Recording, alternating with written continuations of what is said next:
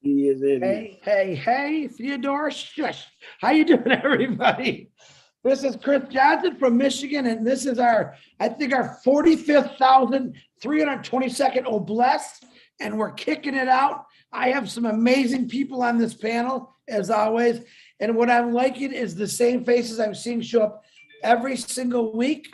I'm watching individuals who truly care about what an impassive angel is about and what it's going to be.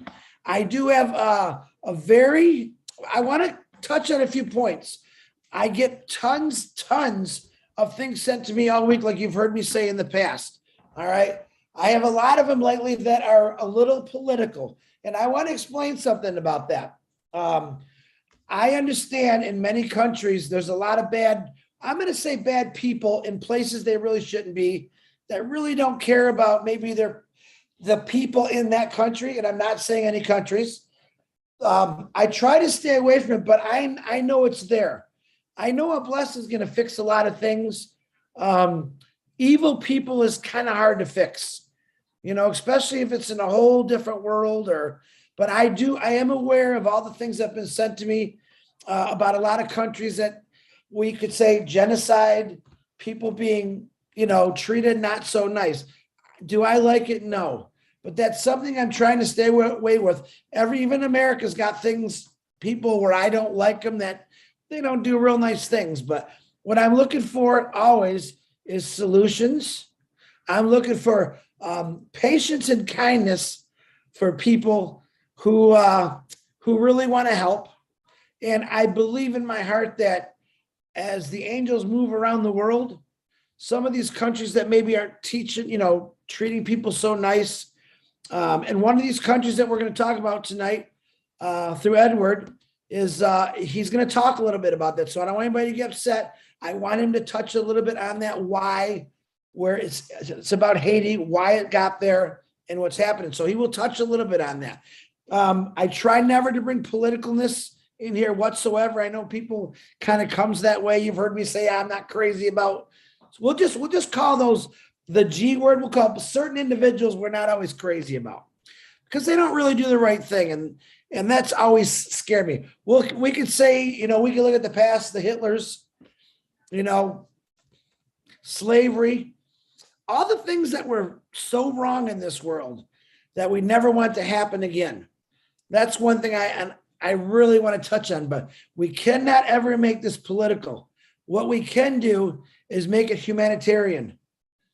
So we can fix these people that think that they can do whatever they want to a human being, man, woman, and child. That's my goal. I don't ever want to challenge them. I never want to go against them. All I want to do is show them what love brings in this world, not control and hate. So on that note, I want to bring two people in here. It's a father and daughter. It's Eddie Francis or Edward Francis, if I said that right. If I didn't, Edward, can you unmute yourself, please?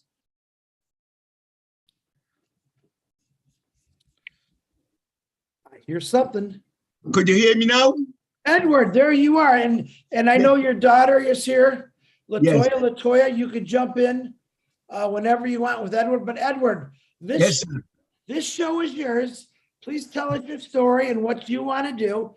And then once we get through that, we'll maybe have some questions and some answers. What do you think? All yours? Ready to go, Edward?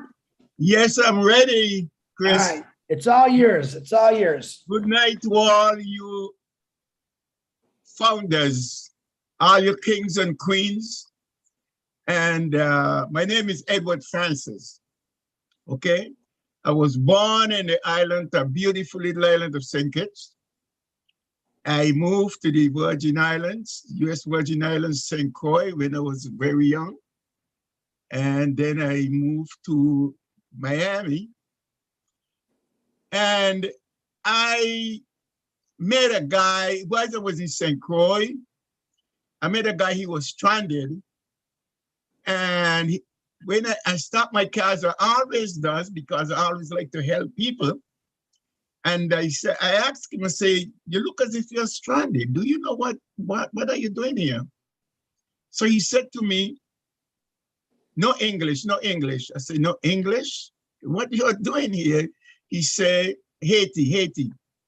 I said, well, I can't speak Haiti's language, and you can't speak English. So what I do, I take him in my car and I take him to where the Haitians were living. We had some friends and they were staying there.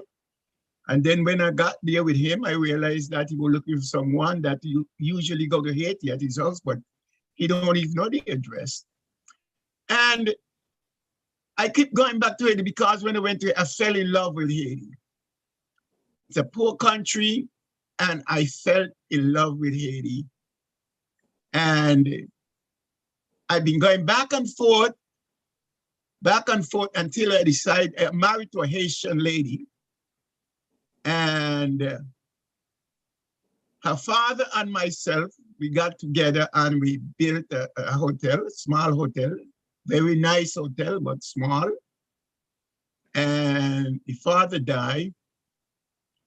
And in 2010, when they had an earthquake in Haiti, my wife that was married at the time, she died in the earthquake. I was also in the house, but God saved my life. And my plans, I've been in passive. A friend of mine, I know he's there listening to it because I saw him come up there, Theodore Williams. He introduced me, he came and told me about this in church one night. I think it was a Wednesday night.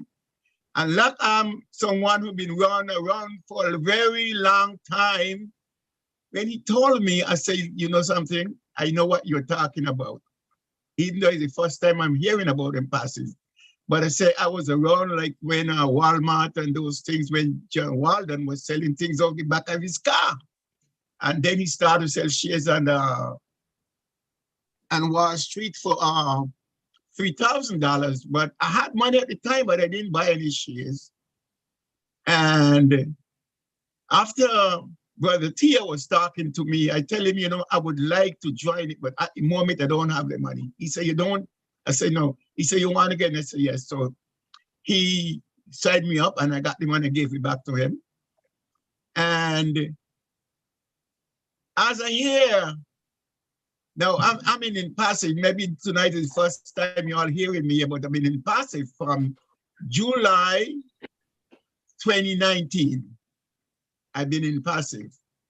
And I never come on the panelist or anything like that, but I've been very active, getting people to join up and stuff like that.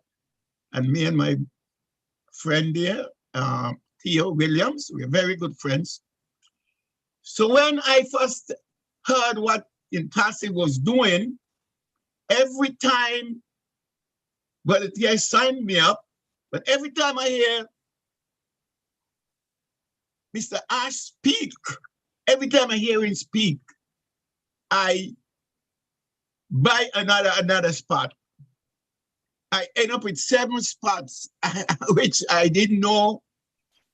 My plan is that this hotel that we had in Haiti, I was going to pay out of what I was going to get from Impassive. I was going to pay the other party out for the hotel, and I'm going to use the hotel and for other orphanage. And that hotel that I was running there also was drilling water wells in Haiti. I had a big company, Caribbean Drilling. I was drilling water wells. I did a lot of work in Haiti, and the hotel is still there. But after the earthquake and my wife died and things didn't go too well, I leave Haiti. I'm not going to go and talk about what's going on in Haiti right now because that's not what I want to talk about. What I want to do in Haiti, Chris and all the other folks who listen to me, I was going to build an orphanage, take that hotel and turn it into an orphanage. But after Impassive come around, I decide what I want to do, the hotel will be too small for what I really want to do. And I say, what I really want to do, if I cannot do it in Haiti, I've got to go to Africa, and I don't know nothing about Africa. I need to start a big compound Right now, I already have about 2.5 acres of land. I haven't paid for it. I have someone looking at it. They already took the papers to the attorneys in Haiti. They checked the papers out because he has a little problem with land in Haiti. And they took the papers to the attorneys, and I checked up to this morning, was talking to them. What I want to do, I want to build a compound. I want to start with 200 kids, 100 boys and 100 girls. Section for the boys, section for the girls. I need to build a school on that compound. I need to build a church on that compound. And I need everything that would make those children comfortable in that compound. I need to build swimming pools for them, and I need to build recreation halls for them. I need to build I need a section that they could do a little gardening, plant their fruits, their vegetables, their tomatoes, and the stuff that they plant. That they in the spare time they could be really doing some kind of work. And what I want to do, I want when I get those young kids in, I don't know how long the good Lord going to spare my life, but look at me now. I mean, you could see me, you won't believe. I met Dr. Derek. We had a meet and greet, and when I told him, I didn't want to tell him my age, but my brother that is there, Brother Theo, he got up and he says, Eddie, how old are you, Eddie? I said, well, you want me to give away my age? I says, he said, I'm 82. In August, I'm going to make an 83. And everybody just opened their mouth. They can't believe. Because everybody look at me, think I'm like 60 years old. And I said, well, that's what the good Lord is doing for me because he has work for me to do. So what I want to do in Haiti, Chris, I want to build this compound, and not just one compound. I need to build more than one compound, but I want to start it out with one. I need to start with about 200 kids, maybe from 5 years up, that they go to the school right there in that compound. They go to church there, they live there, they eat there, they do everything there. They got the swimming pools and everything to have their little recreation. Got a small ball field for them that they could do games, whatever games they want, they could have it at this compound. And after I get that one going, and now since I know the reason why I doing this and move away from that hotel is since I heard about Bless and Impact. And I know something like that Bless would help me to do, and that's why I decided to develop it up more larger than I first thought, because the hotel couldn't hold many kids. And when I finish the first one, I'm going to try and move other places and do more, because because there's a lot of kids in Haiti that the parents die, they're running around and they don't have no place. I mean, I lived in Haiti.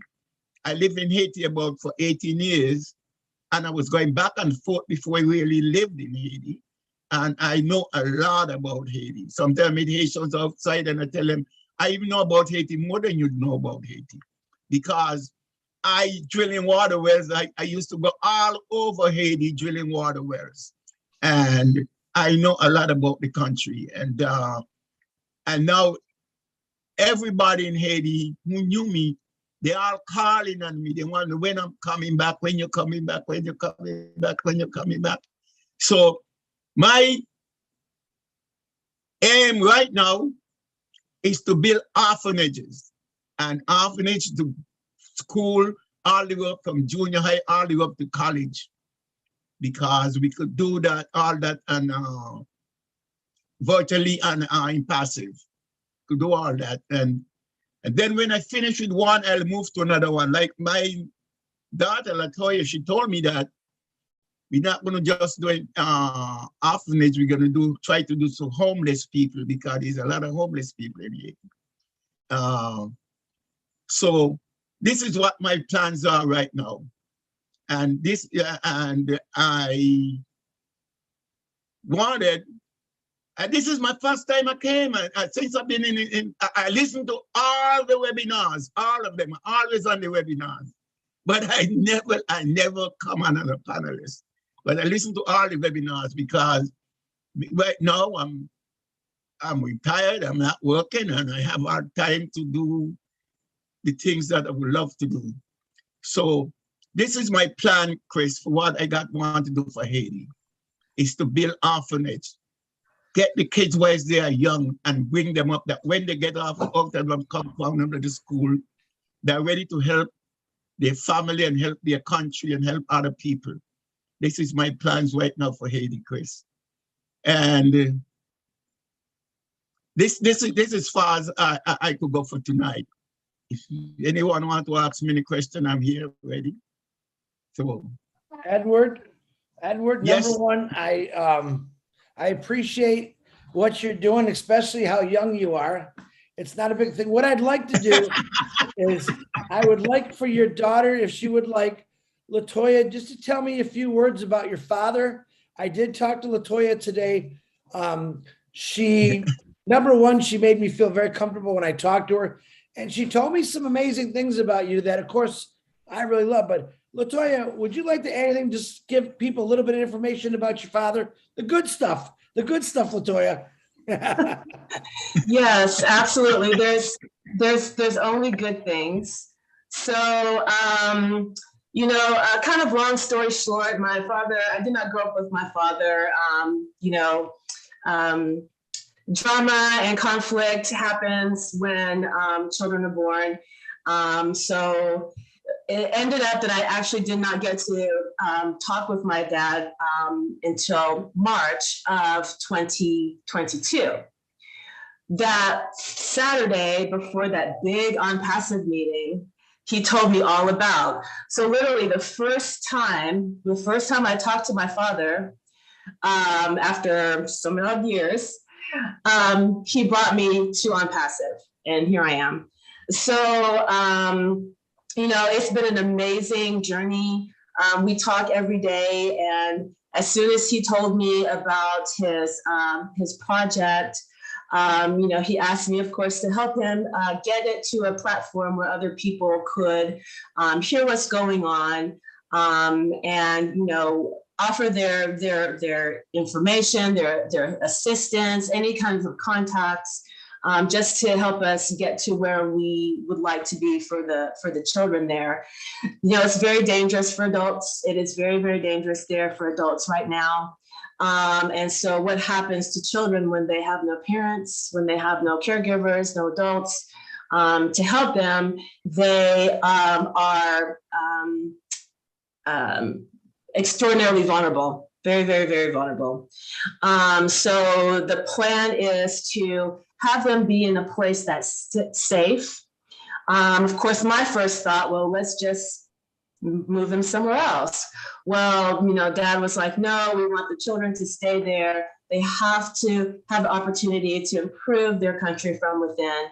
And of course, finding out many, many weeks later about the, international refugee crisis, and many of those international refugees are children. So absolutely keep them in their home, where they know exactly what they need to have a better life, and On Passive will be able to give them every single tool to do that. A place to stay,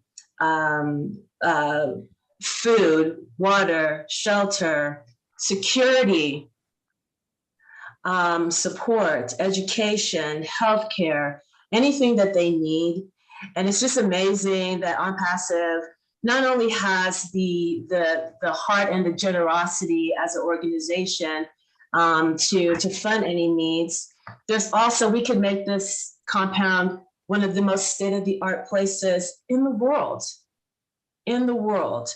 Haiti, of course, we know there's earthquakes there. So wouldn't the structure have to be, I was about to say earthquake repellent, but that's not what I wanted to say. So the place where they would have to live would have to be safe, for any, natural disasters that would happen. And not only safe for that, but safe for people coming in and out. I know OnPassive has the facial recognition and being able to give a report on people's expressions and emotional state at the time.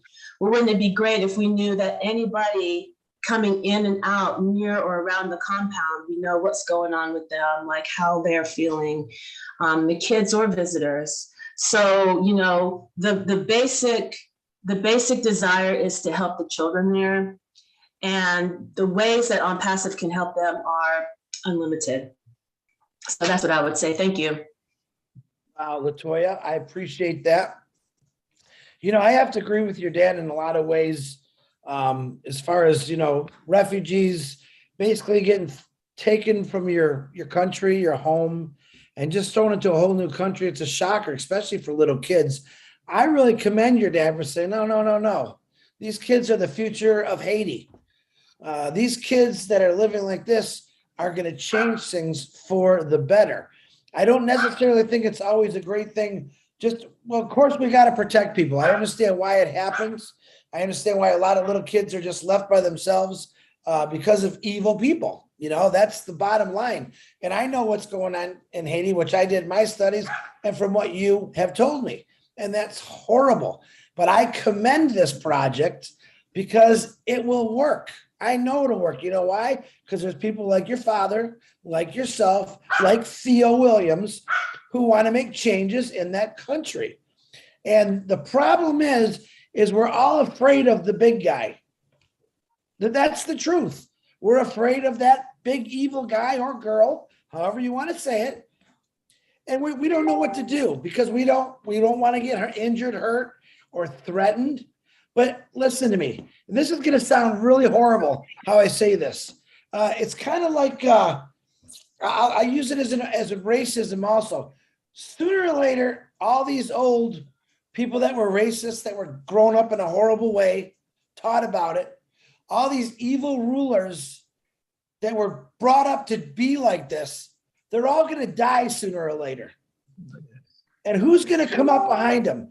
Not new rulers, even though it seems that way. No, these kids that Edward Francis said, no, we're going to build this like a city.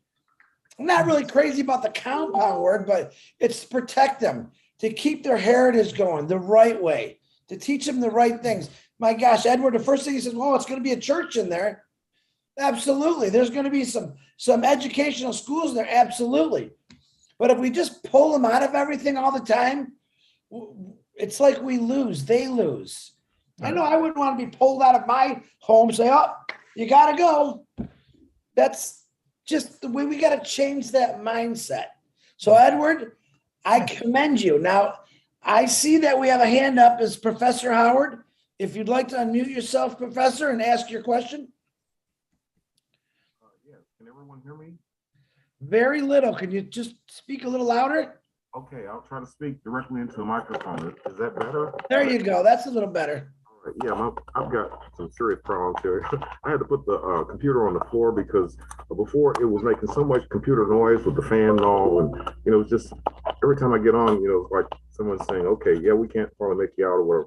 But anyway, if you can hear me clearly, very good. I can hear you. Address this. My heart goes out to anyone such as Latoya and her dad. I mean, I think they're wonderful individuals. What they propose is something that's more than significant. I mean, we've got to do something about that problem. It's a serious problem.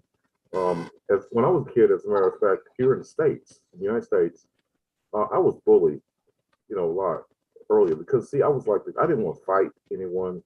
I didn't feel like I had to prove myself, to be the most notorious person to deal with these idiots. All I did was basically let it beat me up. And would you believe that the only reason that they stopped beating me up is because I would sing to them? And, I used to sing really well, and in the early days, like even in the 6th grade, when I first came over to the new school and everything, and I wasn't very well accepted because they think I'm nuts because I'm a nerd. I'm the electronics guy, all kinds of things. But anyway, I used to get bullied really bad. And finally, the only way that it actually stopped was basically one day I said, okay, fine, they're going to beat the daylights out of me anyway, so I might as well fight back.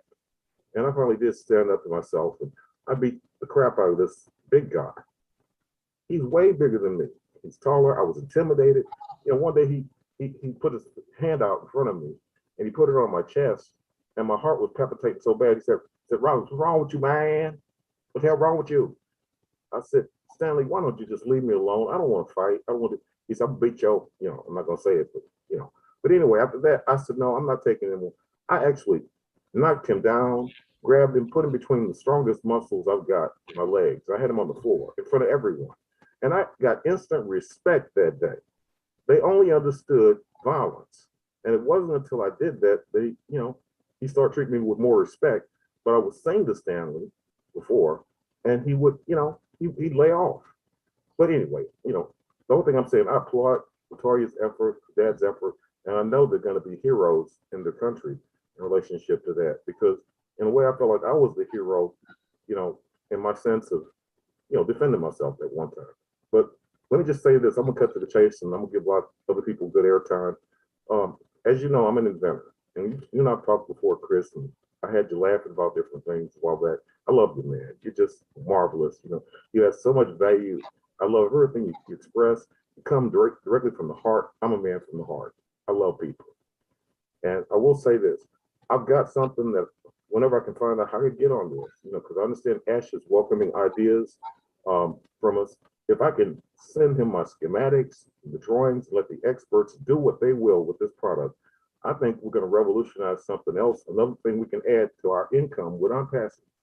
I'm the guy who invented the toilets that flush by themselves over 50 years ago. Okay? And they stole that from me. Now, what I like to do, I've got a newer version of it. It's an upgrade. Can you believe that you can install it without any tools? You don't have to be a techie. You can just set this thing into the top of the toilet bowl and then, just hook up the chain and you're done. You plug it in with a long cord. It's perfectly safe. It's watertight, no electrical problem. The thing is I designed this thing so that anybody can install it within about a few minutes, if that long. You don't have to be a techie. Real easy to do. You drop it down in there. It holds itself in place and it will flush the toilet when you walk up to it and leave. It knows when you've used it and it flushes. It doesn't get any more straightforward than that. They don't have an upgrade kit, to my knowledge. All these companies, they're still building this thing the way I did it 50 years ago. And you have to have a professional install it. They charge a fortune for it. We can do it at a low price point. And I'm sure if Ash decides to get on board with it, I would love to just give him the exclusive rights to build this thing. I don't care if they put my name on it or not. Whatever they can do with it, And I know you can probably get better in touch with Ash than I can, because I don't want to disturb him. I know he's very busy.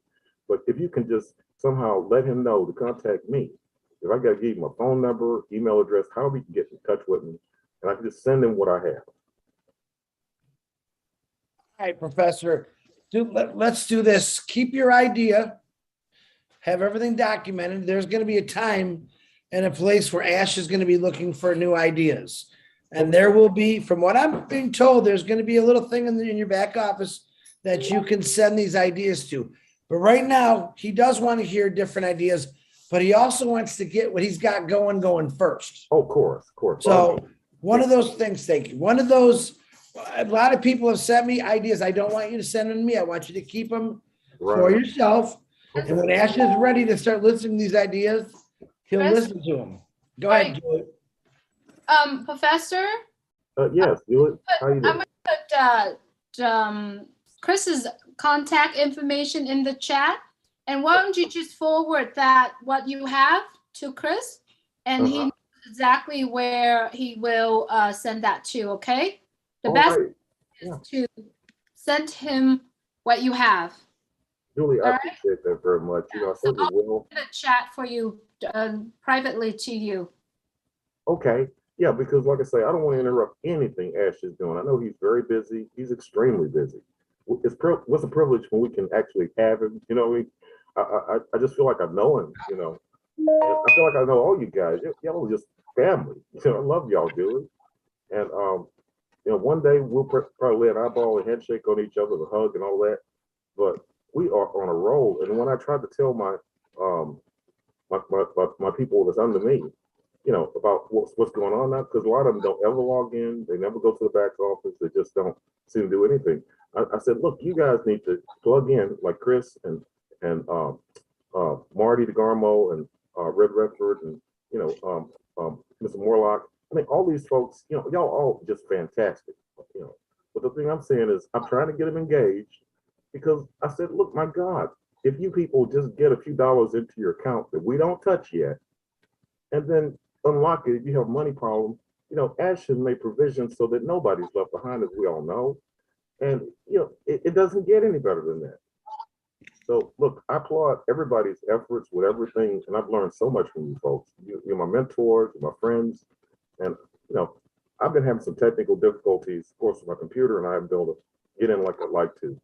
But I'm trying to get more engaged. I saw this and I couldn't resist it, especially when they were talking about something near and dear to my heart. Because as I mentioned, y'all heard my story. I've been bullied, but yet I overcame it. And I emerged somewhat of a hero because people looked at me, they said, Howard finally stood up. And then they started respecting me, And that, it's a shame that there are people like that in the world, but we got to face it. Everyone is not of our heart. They're not, good people. And we've got to do something to try to eradicate that, protect people, as Latoya and her dad are doing. I applaud that. I applaud everyone's efforts. Professor, if I may, I just send it to your chat right now. Okay. And please include all that information that's there to Chris, and then good. Thanks so much. Thank you so much. Julie, I appreciate you very much. And also you, Chris, y'all are just great. Yeah, Julie, just put your email in there too. All right. I'm gonna double send it to both of us, Professor, please. Hey, I certainly will, Chris. Absolutely. And like I say, we don't want to bother Ash with too much. I know he's got a lot on his plate, but when I can, if we can do this could probably add to our product line because, I feel like we do a lot better than the companies that are charging people too much for this thing. This thing should have been in the home. I tried to do it years ago as a cheap version, as a kit upgrade. And that's what I started with. And then they ran with the ball and put this thing out and made a fortune and left me out. My attorneys sold me out to foreign industry. And they made a fortune, Mitsubishi and all their subsidiaries. They're in the big umbrella companies. I could just go on for days to name companies, Air Delights, Neutralis, Impo, Toto, Zern. There's just so many companies making my stuff.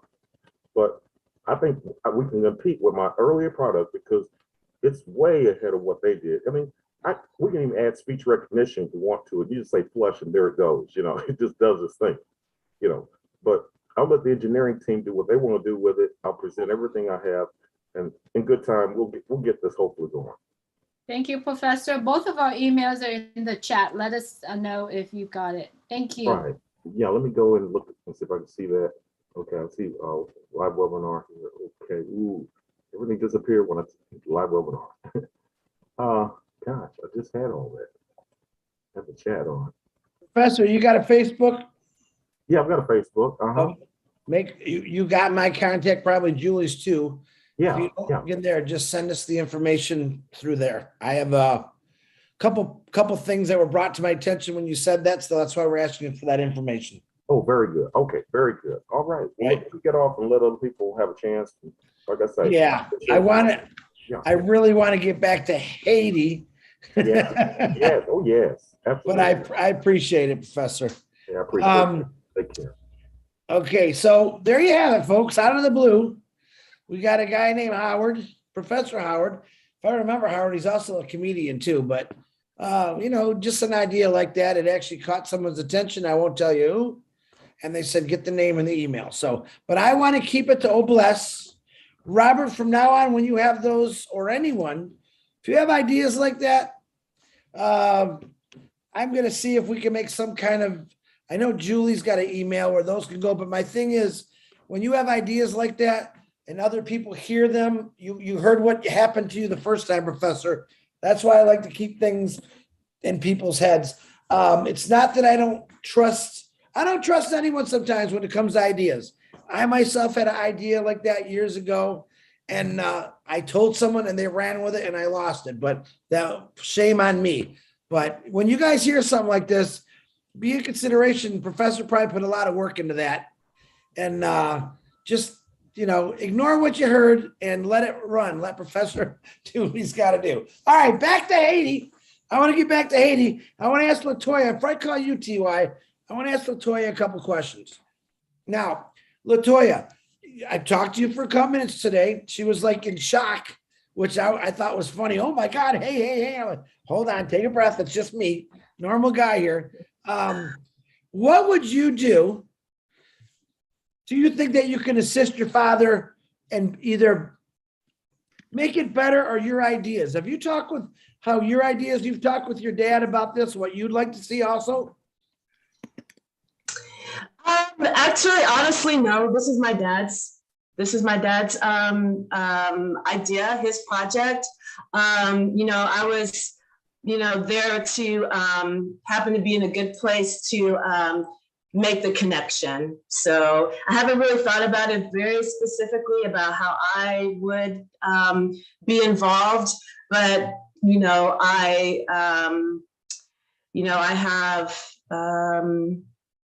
I'm 100% committed to my success and to my dad's success.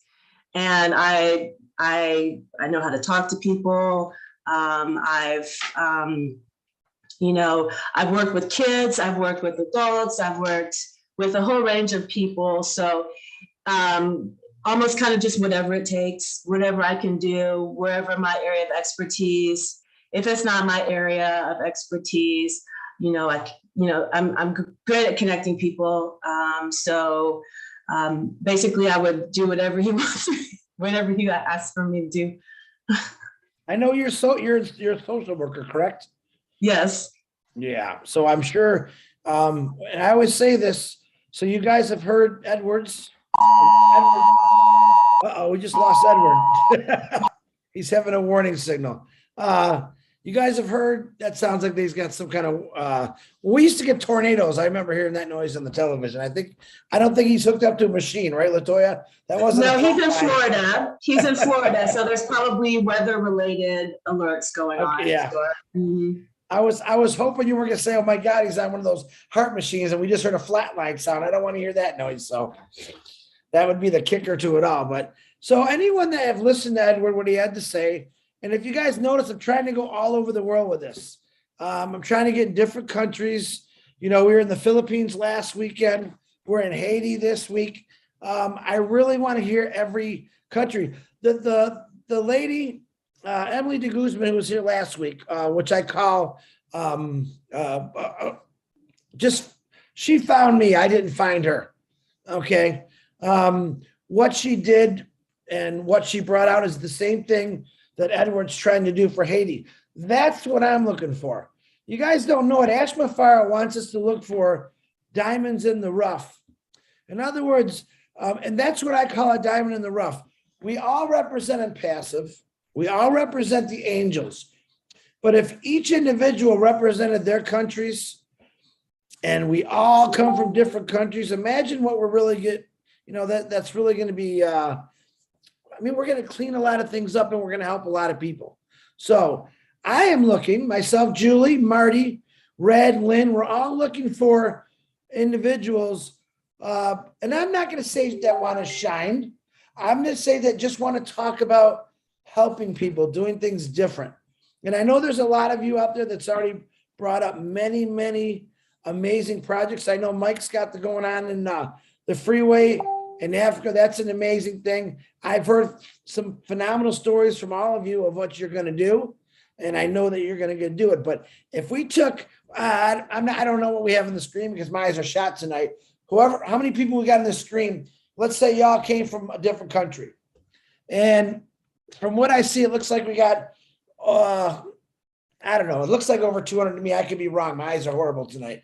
Can you imagine if each one of us came from 200 different countries and each one of us had a story like Edward or like Emily from last week, and each one of us wanted to do something for the children, for the women, for families, for homelessness, for poverty, for humanity, just one individual. And we all took that back to our home country and we made a difference. One person can make a difference. I don't care what you say. One person can make a difference. Ashma Farah, he made a difference. All right. Julie Wen, she made a difference. I'll talk about Julie for a second. She came out of nowhere. They started the Julie Milo show. Everyone said, wow, who's this? And I used to tease her all the time. I would say jokingly, who let the little Asian boy on the webinar? It was our private little joke we always had. You know, funny stuff. And Julie Wen has literally built an empire of helping people through Impassive. Marty DeGarmo. Everyone knows who Marty DeGarmo. Same thing. He hates when I talk about him. I'm proud to talk about him because he's there to help. Not just his family, the entire world, whoever asks. That's a pretty good thing. But if each one of us dug into our own roots and remembered things or seen things or know things that are going on now, and we could fix those, that's when the world gets better. When some of these old, miserable, rotten people eventually phase off, we'll say phase off. I don't want to sound too cruel about it. All right. And we have people like you teaching your kids that, yeah, this was wrong. We don't ever want to see it happen again. We have to change it. We're going to see some amazing changes. And it really is all because of Impassive and the power of the people and the foundation and what we're going to do, period. It's that simple, guys. I'm letting you know that this is this simple. We've already changed things. Now we got to do something about it.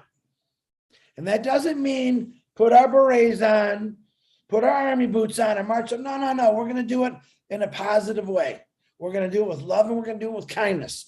Are we going to come across some mountain men, mountains of ignorance, mountains of negativity? Absolutely. Absolutely we will. But 1,500,000 to start, ain't many people that's going to stand against us. Let me tell you that. Because technically we're trying to help out their country. Every country. So, all right, I'm ranting here. Ty Young, please unmute yourself, please. Hello. I just want to say to Latoya and Edwards that's a beautiful idea, and I want to help all I can in any way I can.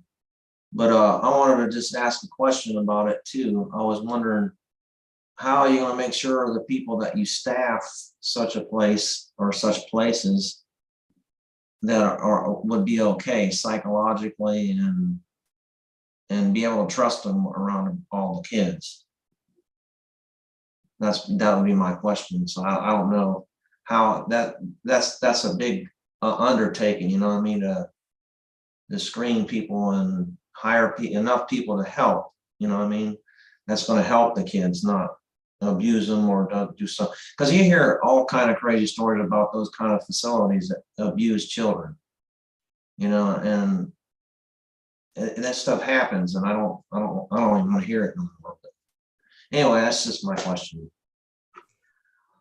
Oh, so Ty, thank you so much. That is actually a very, very good point to bring up. And that's kind of why I brought up the security that Impassive can offer when it comes to the AI and the technology. You know, so working in any state in America, so I'm licensed in the state of Tennessee, and working as a professional, you know, with children, there's a background check, and then there's another step. There is actually more intense background check when you're working with children. So there is a standard for making sure that anybody who works with children basically is properly vetted. And I know that with staff, you know, the AI portion where we can, you know, see who's coming in, who's coming out, you know, so I think keeping, you know, safety of the children in mind at every level is important. And thanks, Ty, for bringing that up. So however Impassive can assist in the most secure safe way is how we would handle that. What do you think, Ty? That answer your question? Because you asked Yeah. the right question to the Yeah. right lady.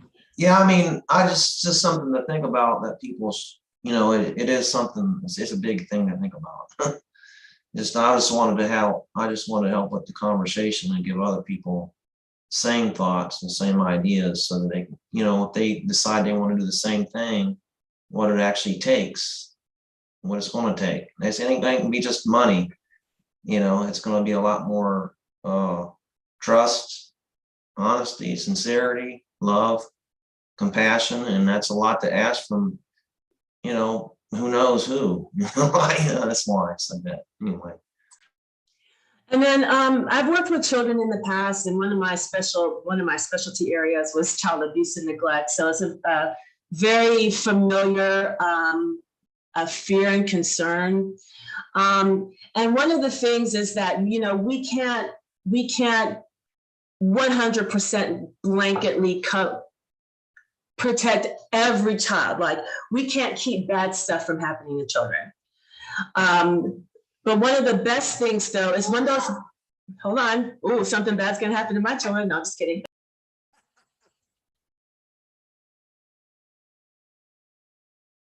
Do that live, guys. That's a mom right there. That's good, Latoya. You're okay.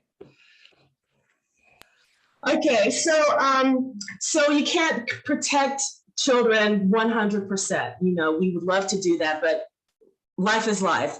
Things happen, bad things happen. What we do is we try to work on minimizing the distress that occurs. So I'll give you an example from me and my two kids. We were taking our babysitter back home, and where she lived was it was one very narrow road, and it had been raining, in the Pacific Northwest right now, and so we had actually pulled over to the side to allow her mother to drive past us. And when we moved over to the side, we ended up getting stuck in the mud. Didn't realize it, and then I tried to pull out, and as I hit the gas, it just sunk us deeper in the mud, and so we were kind of tilted. The kids were freaking out. They were freaking out. I was freaking out too, because it is weird just kind of, being tilted to the side. But what happened is that it was technically a trauma. Okay, they were distressed about it. They were scared, and I could not stop us from getting stuck in the mud. But what I could do was help ease their distress. Hey guys, we're fine. We just got stuck, and doing the explaining. So even if something unfortunate happens, we hope that it doesn't, but we can't control that. We do our best to help make it easier. We also want to give kids the opportunity to speak up.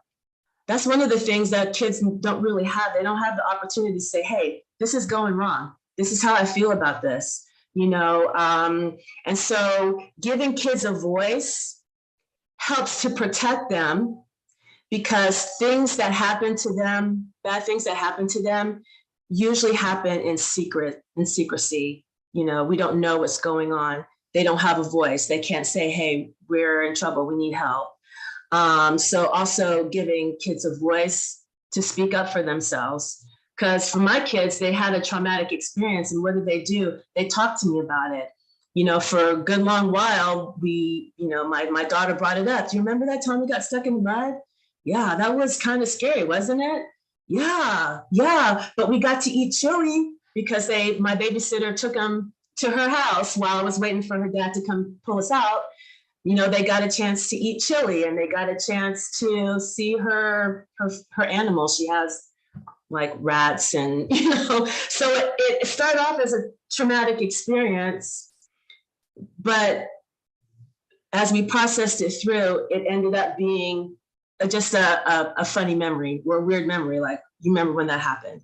So being mindful of giving children the authority and the voice to speak up for themselves, and to have on passive there as their angels.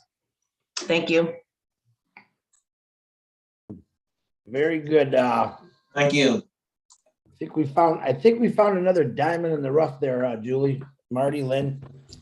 I'm really liking Latoya. Yeah, I have to agree, Latoya. It's almost impossible. I mean, there's people in your own backyard that might be doing something pretty bad to children right now. That's the hard part. I think we all got good plans. We can help a lot of people through that. And it was a good question, Ty. I think Latoya answered that with very good professionalism too. So thank you, Latoya. All right, Engineer Mike, can you please unmute yourself? And thanks for the question, Ty. Hello, everybody. Good evening, our leaders. Another great day here in our Compassive blessed brainstorming. I just wanted to the topic is a great one. Thank you, Edward. Thank you, Latoya, and our big bro, Professor Howard. Thank you very much for and all the other speakers who have spoken before. Ty, thank you for your question. So I wanted to know if, Edward, if you have any connections, if you've gotten connected or Latoya with one of our sisters, Amadine Dakotin. She's from Haiti, and she was, I used to work with her. She's getting all these big programs and plans. I don't know if you people are working together. Is that something that she can be a force to reckon with in that kind of a project? She has a goodwill, and she's ready to do something too for the Haitians. So I think if you guys can come up like a force, it will be a very big one. I don't know if you guys are in contact with each other. Not now, but we will. I just wrote her email down. She left it in the chat, so I have it down. Yes, thank you. You're welcome, Latoya. That's all I got, big bro, for now. All right, who are you calling a big bro? Man, I'd be like a rag doll in your arms. You know that. All right, Michael, thank you very much for bringing that up. Appreciate you. Once again, give with Latoya and Edward, but I'm sure Latoya is the main keeper there because Edward, he's very young and that technology might be not used to it. So send Latoya. He's used to being retired. He's used to being retired. Yeah. He's not into working too hard. It's a good thing. It's a good thing. But you guys want to connect with Latoya and her father, helping out with this project, please send private chat to Latoya, your email, phone number, whatever, and connect. That's what a lot of this is about. Or Theo, because I see Theo. I think he's a part of this. Theo, before I call on Tina, would you like to say anything, Theo? You seem to be really inspirational and part of this with Edward there. Very much. Thank you very much. Well, most I could say, the discussion is a very good one when you have to talk about kids and building hope, in children and everything. I mean, it's a good thing. And I just want to say that it was good that I could have made contact with Eddie and in such a way. He have good experience, and I know he lived in Haiti for quite a while. So he know exactly what he's talking about. And he's seen it, he's seen the situation, so he could talk about what he have seen. And that is very good. So, but, I'm just here willing to help, willing to assist and give my best. That's it. Thank you. We appreciate that, Theo. We really do. Because you never talk, man. I think you're another diamond in the rough too. That's what I think. So I'm glad you spoke tonight. All right, my beautiful Tina J from Singapore, please unmute yourself, young lady. Good morning, good afternoon, good evening, world. Tina from sunny Singapore. I just have a question for Latoya in regards to sustainability of, the orphanage and everything that you want to do for the children. One of the question is, of course, education. The other thing is about resilient building. I'm sure they are already resilient given their I would say unfortunate situation. But I was wondering what else besides just education, the formal education in terms of career building as well, because I think I heard Edward mentioning with regards to youth that it's walking around and not giving back to the society in terms of work and career. So my question would be, what are the sustainable programs that you would like to see in the orphanage? And at the same time, Edward also mentioned, or was it you who mentioned about, the homelessness? So we do have that demographic of people in Haiti, and whether there's any plans to integrate them, to have an intergenerational conversations between both of them in terms of sharing life and sharing what they know, the difference between what the old days and also what is in the future for the children, and getting the oldies to come or to be in the now, so to speak, especially in this digital world. Edward is a very young, 80 plus. We have veterans here in Singapore who's very techy at the ripe old age of 88. So, so that's why I'm saying is there any plans for intergenerational conversations for both of them to come up and be in the now? Yeah, thank you. Well, Tina, wow, that's a beautiful idea. So this is my dad's, dream for what he wants to do. And really we've only just now started getting an opportunity by talking to you all today to start really fleshing some of the details out. Because it's going to be a huge undertaking, very, very big. So one of the things that my dad had mentioned to me when we first talked about it is that he does want for the children to work.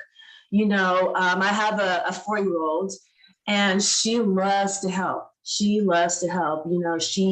always willing to, do whatever it is. She gets a little bit bossy sometimes, but that's how kids learn. That's how they learn to, assert themselves. That's how they learn to be part of the family, because we all have our roles in our family. And, we don't want it to be, we're just here protecting you. We're giving you an education, and we're secluding you, from your community or from your society or culture. Yeah. So absolutely, we would want to be sure that they did have the opportunity to work, because like Dad mentioned, planting and gardening. Like my kids love getting out in the garden. Being able to do that. Just planting seeds, even if it's, they're little enough to just plant a seed, and watch it grow. If they can help around the church or any other structure there. One thing my dad, left off the list, of course, a clinic, some type of healthcare area. So I know when I was young, my ex-stepfather was a scientist, and I would go to his lab. I had so much fun. I didn't know what I was doing, but I got to look at stuff. I got to look at microscopes. I got to, do all of these, adult things as a kid, because I had the opportunity to do that. So making sure that the children do get opportunities to interact with their, the intergenerational conversations, absolutely. So yeah, thank you so much, Tina. That's a great question. And with the homelessness as well, that's one of my passions is to, there's so many empty homes, or investors buying up a lot of homes and trying to sell them, for vacation properties. Like people can afford to go on vacations, and the ability to buy an affordable home first time is out of many people's reach. Or there's a lot of like commercial properties, like multi-residential places like apartments and things like that. On the market here, out here in Seattle area, you know, imagine, you know, like having, you know, putting that together and, you know, fixing it up for, you know, for homeless teens or, you know, for homeless vets, you know. So, I mean, homelessness and addressing that as an issue culturally, absolutely. And how can we get the children involved? What are they, how can they see people going from homelessness to, you know, doing something, having a place to stay that's safe, that's earthquake resistant, you know, that protects them. Because one of the best things for children is to have a home. My children have a home here. You know, they walk in on me showing me something that's broke because this is their home. You know, there's no limits for where they can go and what they can do or what say they have here with me. So, you know, giving the children the opportunity to see somebody go from, you know, living on the streets or living, you know, in insecure housing, and doing what they can to help, and then going back to their home and going back to where they live and feeling good about what they've done. Thanks, Tina. Thank you, Latoya. Great sharing. Thank you. You know what? I just want Latoya to come with me everywhere I go now because she answers questions really good. Before, I have to bring someone on because he said if I don't bring him on, he's going to beat me up. So Marty, he has something important to say. Marty, can you unmute yourself? Please, Bruce and Narelle, I apologize. I don't normally go out of turn, but he's pretty demanding. He wants to say something. So Marty, you go right ahead, brother. It wasn't quite that bad, everybody, okay? I didn't force them. I just wanted to talk because I've got to go. Latoya, you are a diamond in the rough, and so is your father. Now listen, here's a prime example of not having to reinvent the wheel. If you get money in Edward's hands, Edward's going to do the right thing, right? I mean, you don't have to go out and redo it. There's a lot of people out there right now doing it with nothing. If Oblast can bless them so that when they do it, they can do it at a big scale, it'll change somebody's world, many worlds. So that to me is so powerful. And yeah, Latoya, I don't know where you've been, but don't disappear again. Because there's a lot of people out there, I said earlier, there's a lot of people, diamonds in the rough, and we may miss them because the person above them, I'm not saying this is in your case, Latoya, but sometimes the people above them are turds. Yeah, I don't know what else to call it, but they're not diamonds, so they could care less if you're seen or not seen. But I love finding new people like that. I mean, this is what made the company strong, and we got a few more weeks. We got to keep doing that. If you know somebody's out there that you think when you hear her, she sounds like Latoya or her father, grab them because they do have a voice. And I know on this side of the world, we listen to that voice because that's what I love doing that. And that's what matters. Nobody needs to hear me every day. There's new things coming up. But remember, that's Oblast. What Edward said, that's Oblast. How many people would it take? $10 a piece, and he could build a compound or whatever you want to call it, a big one, a real big one. And it could even be earthquake proof. By the way, Latoya, they do make earthquake proof buildings. They're on rollers. Big ball bearings. They have them in, I was in Taiwan, they have them. I believe the Philippines has them. Oh, I know Singapore has them, right, Tina? Yeah. They're made of. That's right. We do have it. Yep. There's two types of earthquakes. The ones that go up and down, they're pretty nasty. But the ones that sway back and forth, they work pretty well with the ball bearings or whatever. They're huge. But yeah, anything can be done, like Ashley Farr said. And we're going to have the resources. We just got to focus it on the right place. And the only way to do that is keep digging in the dirt and find the diamonds. Some of them pop up easy, like the Toya just did. But it's because of this platform that she even had a place to say something. And whoever invited her and Edward, Theodore, whoever did, that's how you do it. That's what's going to make a difference. And I did not cut in, Bruce, because I love you.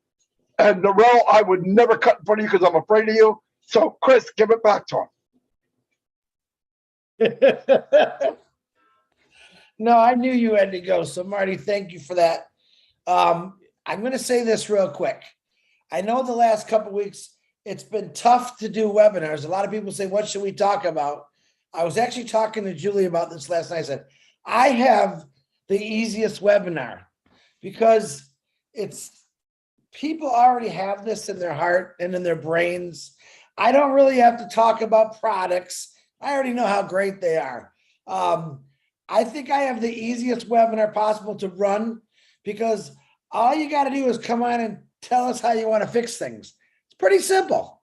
It's pretty simple. So I'm really excited to be part of Obless. I really am. And LaToya, I said, I've found more gems on this website and they're popping out all over, but I know there's a lot more out there. I know I'm looking at a lot on this thing. And guys, really, that's what we're looking for. I mean, I'm going to bet $1 million LaToya did not come on here to be this vocal, even though I've heard her talk before, but she's answering these questions like she's been doing this for years because she has. She's a social worker. All right. Now her skills are phenomenal, but I know I'm not a social worker. I got a daughter that's a social worker. I can't compete with these ladies, but I can learn from them. So you don't really necessarily have to have the educational you hang around with LaToya long enough, you're going to understand what her goal was when she became a social worker. My daughter drives me up the wall because she comes home every day and she tells me about what she had to do. Her challenges see, I can't even speak right, but it's pretty interesting.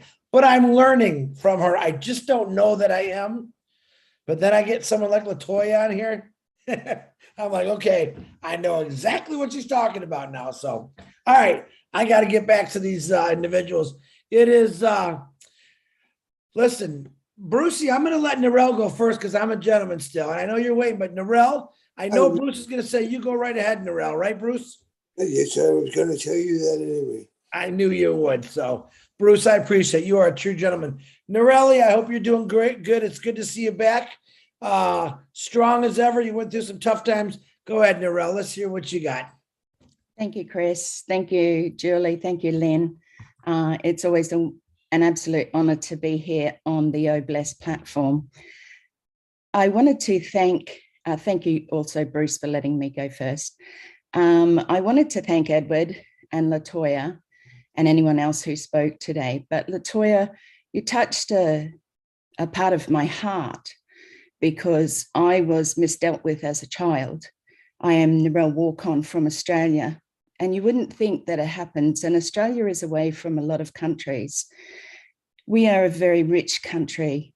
We are diverse. We have everything we absolutely need. But my heart always goes out to the children. One of the things that you mentioned was giving the children a voice. Now, back in my day, when all of these things happened, basically growing up in a religion or church, and this isn't against any one of them, it was said to not talk about things, brush things under the carpet. You were never given a voice to even feel confident enough to say, hey, this is happening to me. A few years ago, I put together a program called Hear My Voice. Really a beautiful program put together for young girls in particular. And it's not necessarily not saying that boys are not misdealt with, but mine was because I am a woman that I can relate to girls. But that absolutely hit my heart because it is a big thing for children to know that they are heard, and I always said to any child, keep speaking, keep saying, because sooner or later you will hit the right person who will listen. That's the big deal. We as adults, both male, female, need to listen to what our children are saying, because in between those words sometimes is hidden sadness and fear. Fear of stepping out, fear of being told, don't be silly. You know, all of those things that you hear as a child are not necessarily a child being bad, a child being naughty. There is something usually hidden behind that. So Latoya, thank you. Thank you very much for standing up for the children, for allowing them to have a voice. I think it's important that we all understand, you know, what Oh Bless is going to do for our world, you know, for the children, for the homeless, for anyone who reaches out, for those who don't reach out. You know, we need to actually be a voice for those people. And we need to let them know that there is a purpose for them. I think one of the biggest things you spoke about, your 4-year-old wanting to do and help and do the gardens or help in any which way they can. Every one of us and children need a purpose in life, because without that, we don't really have anything. You know, what are we living for? You know, for years, I asked the Lord after my heart surgery, why did you keep me alive when I felt that I didn't have a purpose? But sometimes it doesn't come immediately. It comes step by step in the Lord's way, you know, not in what we think we should be doing. So I suppose I'm asking people to look inside your heart, you know, go inside, see what it is that you really want to do. Oh Bless is a platform that will bring a change. It will bring that balance back to humanity, because as Chris says, we're all here. We're all showing our hearts. We're all here for a purpose. My purpose keeps growing stronger. And yes, I have just been through some really tough times where it has affected me quite emotionally in ways that I never thought that it would. You know, supporting my 2 girls who lost their dad just recently has been overwhelming for me. You know, you talk about the relationship with your dad, and blessings to you, Latoya, for reconnecting and seeing the vision, because that is hugely important for your dad as well. I think, you know, supporting others is a big deal. It isn't just words, it's showing of love. And you certainly show that, Latoya. So blessings to you, blessings to everyone here. And thank you, Chris, for allowing me this platform to share today. So thank you so much, Noelle. So the way that I interact with my own children, because I'm a single parent, went through a very stressful time last couple of years, and I wasn't, you know, my own parenting skills definitely needed some work. But what I really kind of discovered is I treat my children as equals. You know, they are people. You know, what I tell people is I treat them like roommates. You know, they live here. They're roommates that are broke. They don't pay any rent. You know, you have to do everything for them. You know, sometimes you have to take them to the bathroom, you know, but you know, you're a caregiver. You know, a caregiver is basically what I am for my kids. I'm there to take care of them, but I'm not there to change them or apply my unhealthy expectations to them and their behavior. And a lot of us don't know. A lot of us just are not raised that way. It took me years working in the field. And even then, I did not even feel equipped for my own kids. You know, so I had to have a change of mind and a change of heart. And we can do everything that we can for the children in Haiti. You know, we can give them everything they need. But if we don't give them voice and authority and autonomy, you know, they would be growing up still in a very unhealthy way, even though we are thinking that we're doing the best for them. Absolutely, Latoya. And I think you're right. You know, like we can, as adults and as males, females, I've always said that I don't want to throw money to people, to those in need, because I don't think it's about just the money. I think the Apple's money, whatever you want to call it, is going to help in many ways. However, it's building that structure, building that platform of allowing them to grow the way that they need to grow. So particularly the children, I was a single mum for many years. I still am a single mum.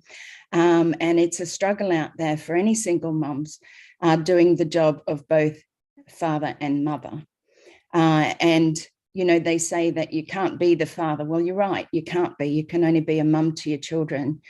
But by crikey, I can tell you it takes greater strength to step up and do the loving parent, the disciplining parent, the parent that's got to be there 24/7.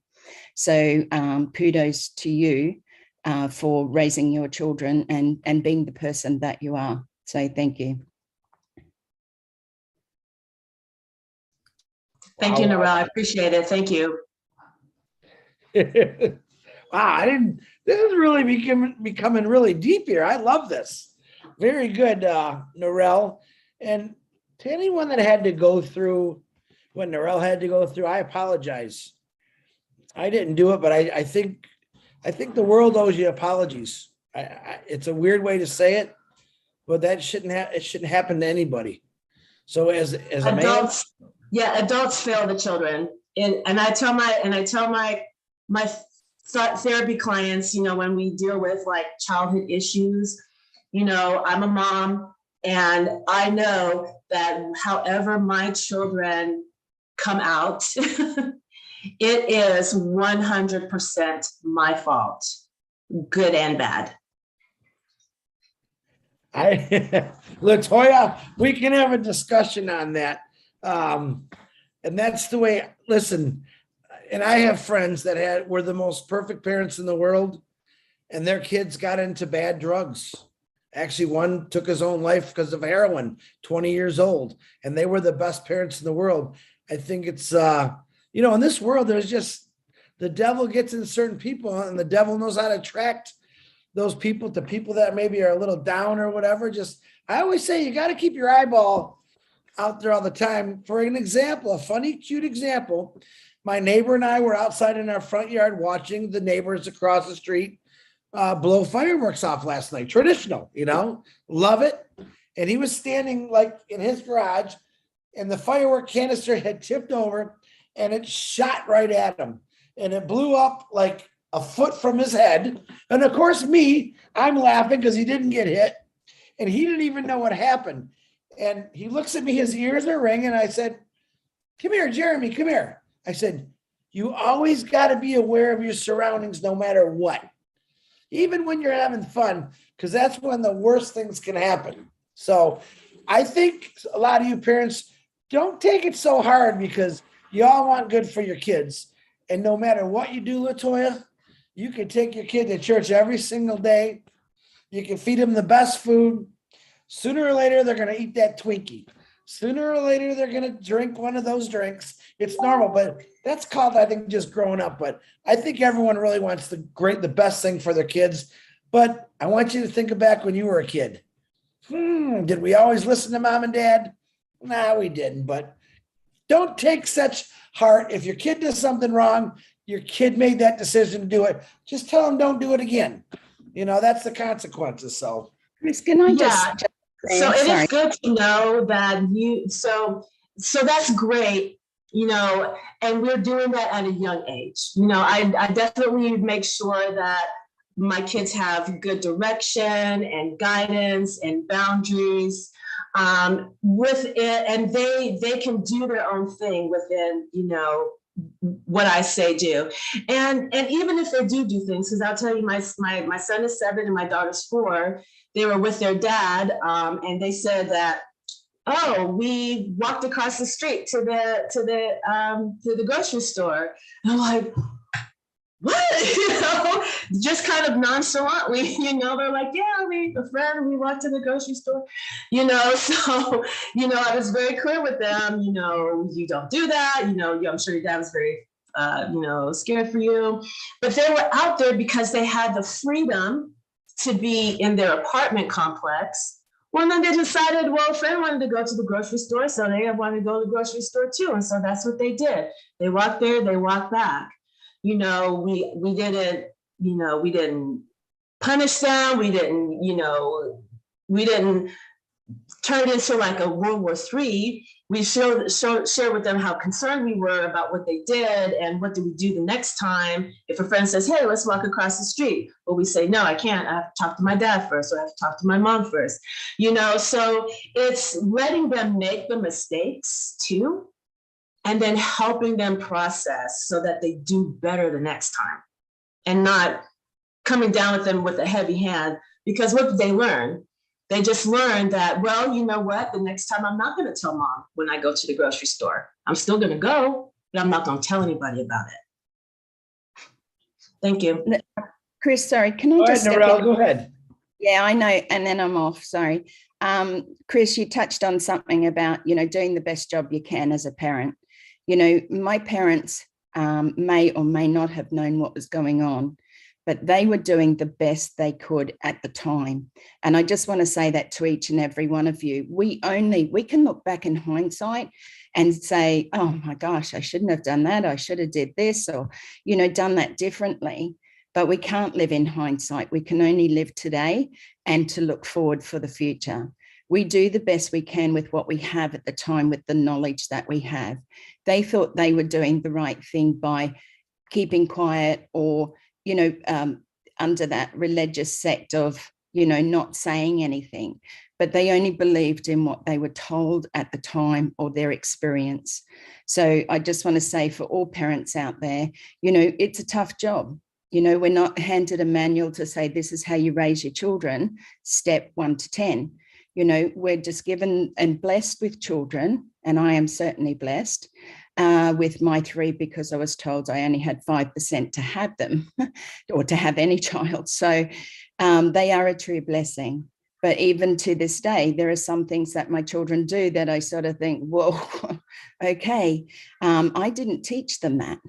You know, the society out there says they've got to be this way and that way, and they're pulled and they're pushed and everything like that. So you just have to stay strong in your faith. If you have faith, know that you are doing the best you can today. And when you learn more, you will do more, you know. So I just wanted to share that, Chris. Thanks again. Very welcome, Narelle. Thank you for bringing all those beautiful things up, and I'm glad to see you back, sweetie. Okay, guys, we have Bruce, you're next. We have it's like a little after 10:30. Try to want to get done before 11 or sooner. We have after Bruce, we have 1, 2, 3 hands, it looks like, up. So anyone that wants to get their thing in, raise your hand now so I can get everybody in. Bruce, please go ahead and unmute yourself. Thank you, Chris. What a lively night we've had tonight. And I want to first of all thank Eddie for his enthusiasm and his passion. And, you know, it was weird to hear him say, well, if I can't do it here, I'll do it in Africa. But where you want to be is Haiti. So that's where you stay. I was brought up, and I learned early, I learned in my growing up that my parents did the best they could with what they knew. So whatever a parent gives to a child comes from what they've learned themselves. Theo, I want to thank you for encouraging me to be here. And I want to say to you, Latoya, you're not a diamond in the rough. You're a treasure found. And you've always been a treasure all your life. And what I always said, we should understand that we're all perfect. And we should teach our children about their perfection, about their goodness and their qualities of abilities that they have that they don't even know they have yet. But, you know, when I was in East Africa, I was involved with a group of addicted mothers. And they were homeless because they had nothing, because they used all the money on drugs. And my friend opened up a house called Malaika House.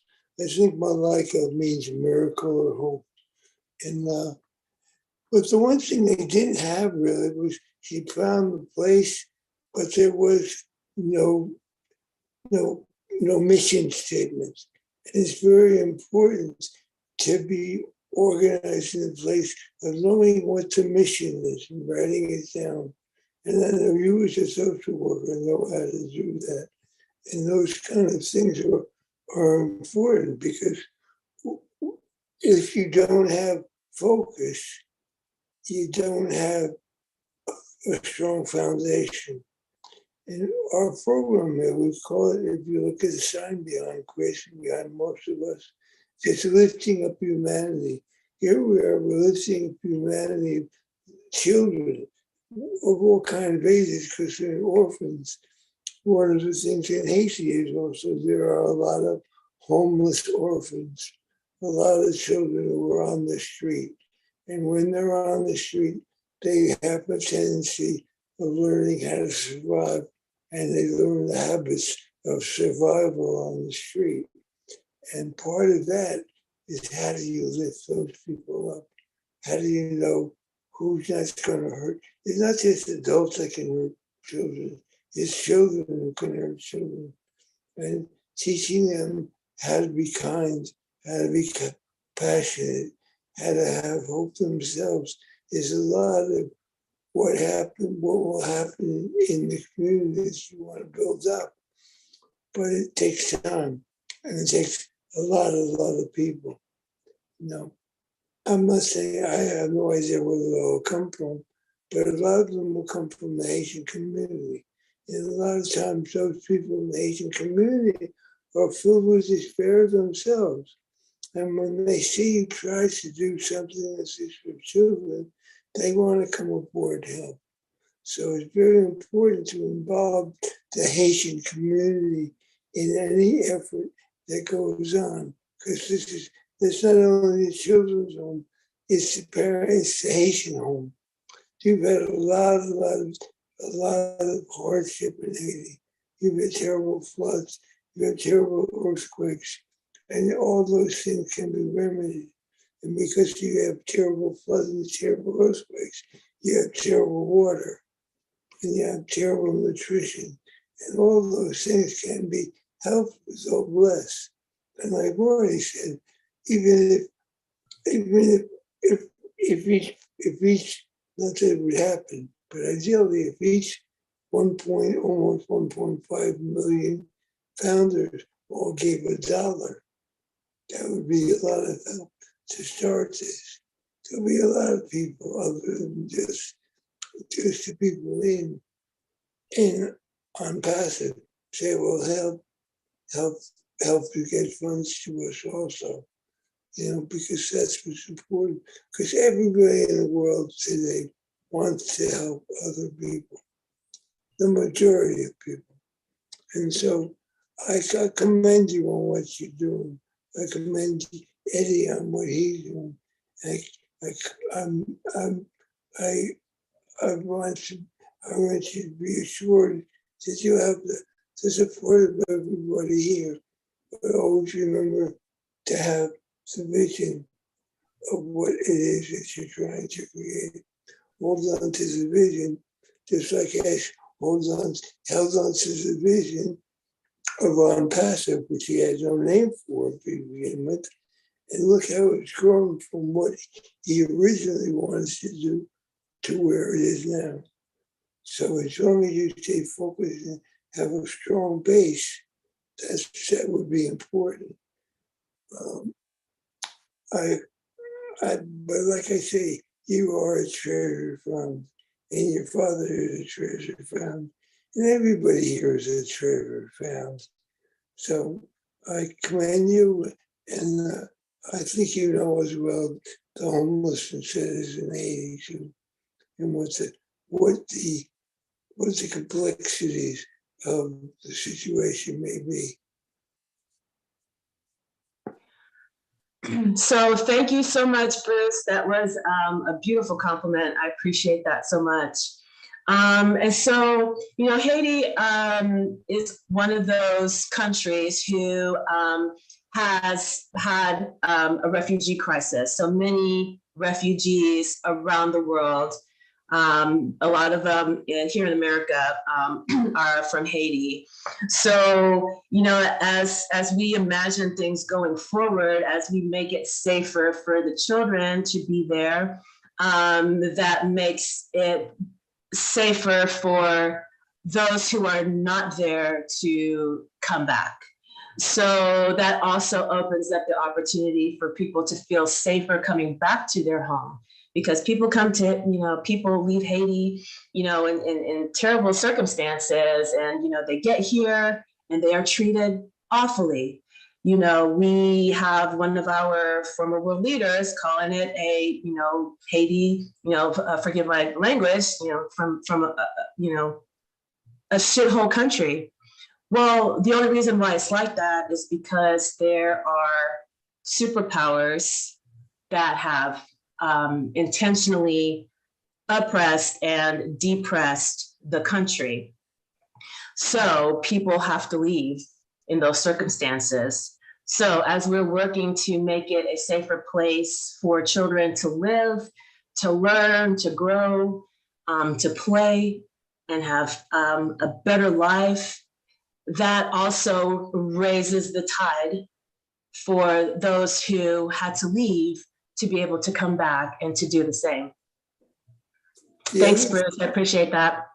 The other thing that will be very important is music, because children really love to dance.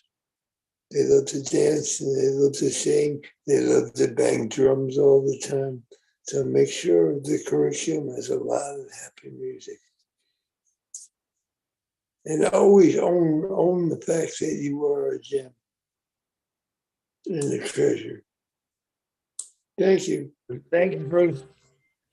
Man, Brucey, I'm gonna start letting you go first from now on. All right, thanks, Bruce.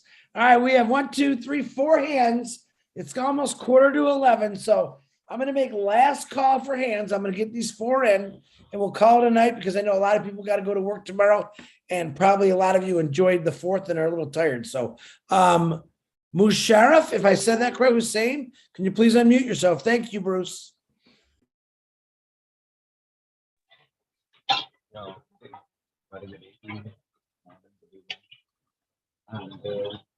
Can you hear me?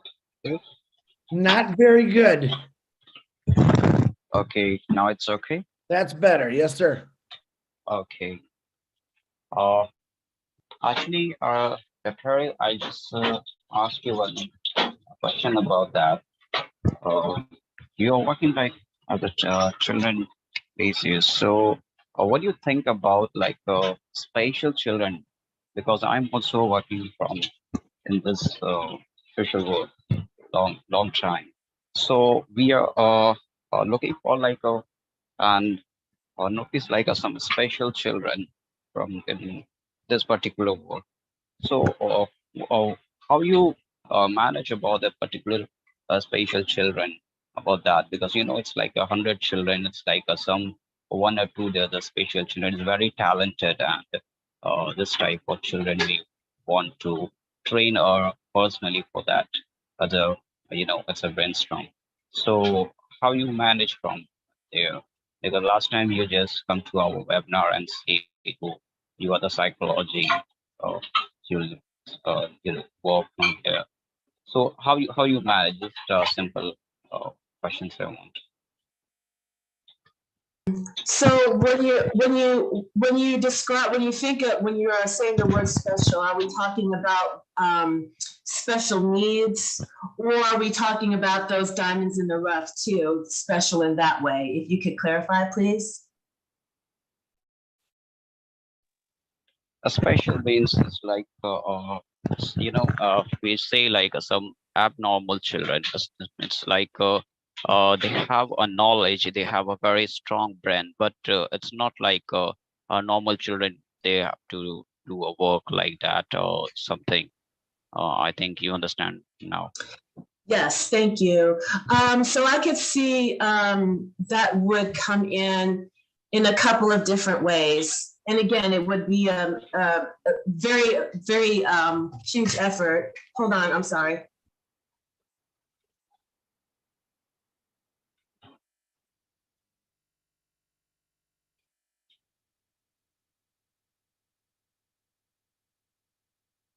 Gotta take care of those kids, Latoya. I love it. I love it. Also forgets that she walks around with half dressed.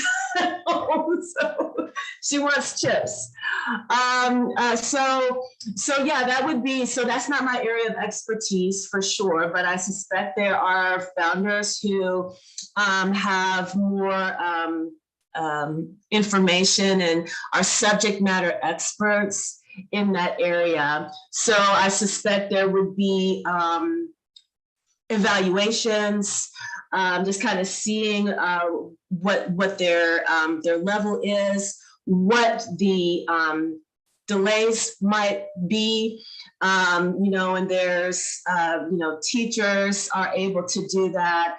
Mental health professionals are able to do that. So it would be what we call in the field multidisciplinary. So they'd have different disciplines.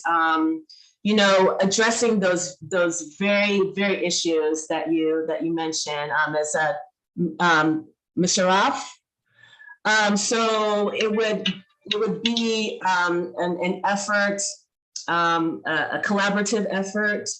It would be, I would think a good way to do that is when we get the opportunity to put out the campaign, we're working, bit by bit to create the foundation and what professionals would need to be involved in those areas. That makes sense.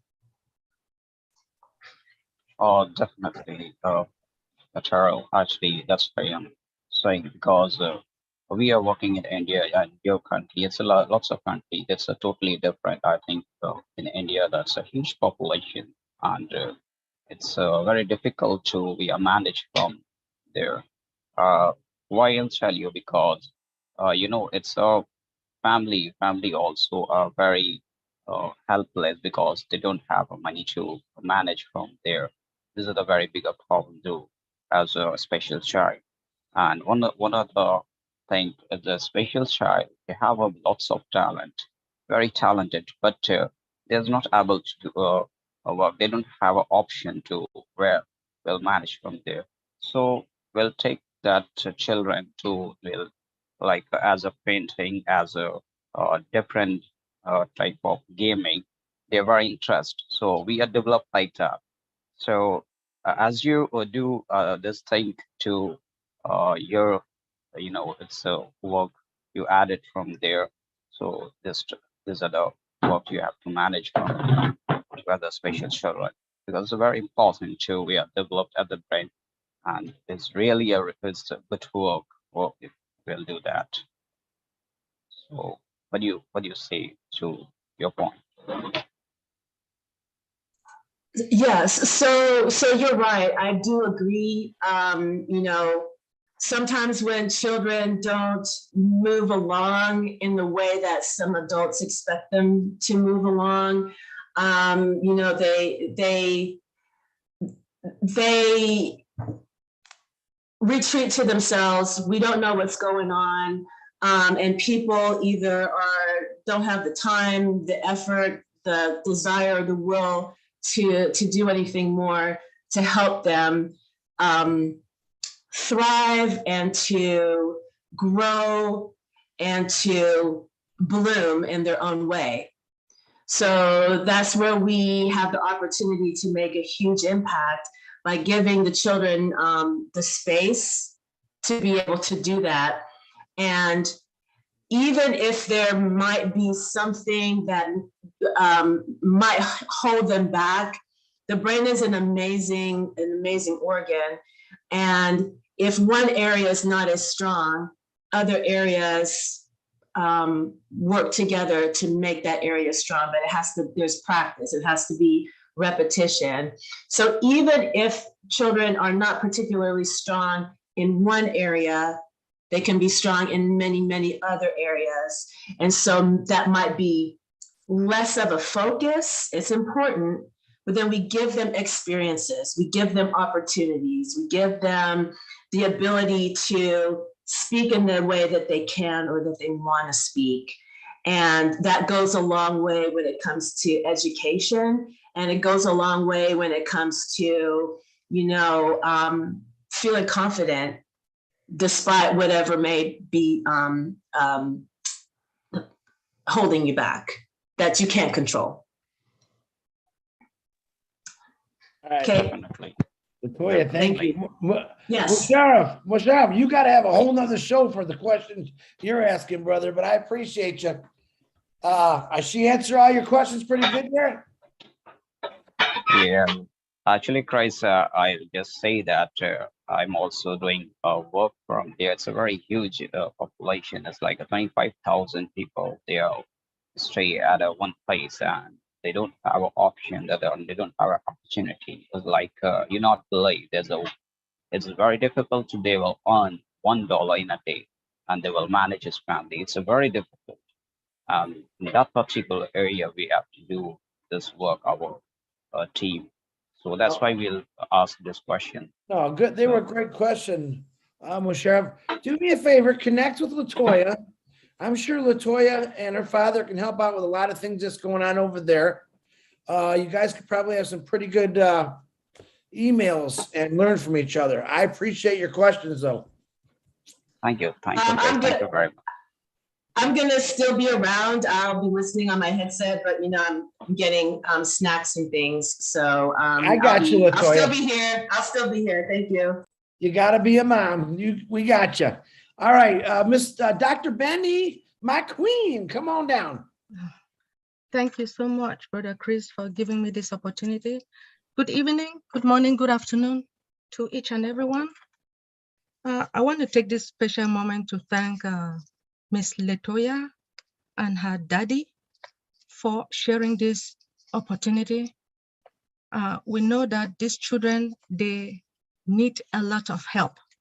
And because of OnPassive, OBless is going to help. Just to ask, I do have just two questions, but let me ask one first. First of all, I want to thank those who came before me. Thank you guys for asking your question. And I want to thank Ms. Latoya for answering all the questions. Just for a little bit of research that I have done, it shows that in Haiti, with the youthful population in Haiti belongs to gangs, right?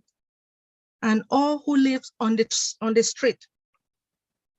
Mr. Edward and Mrs.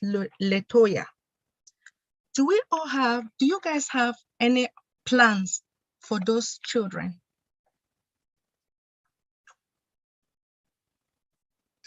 Okay, so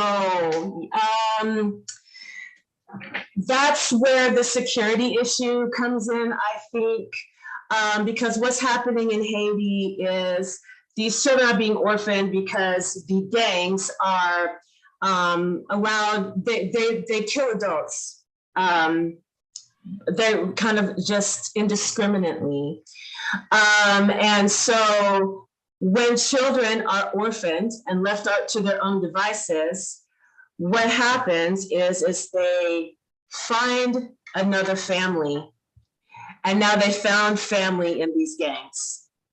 So that's, I think, I'm not sure if the project that my dad has in mind right now would even be able to touch or come close to being able to solve that problem.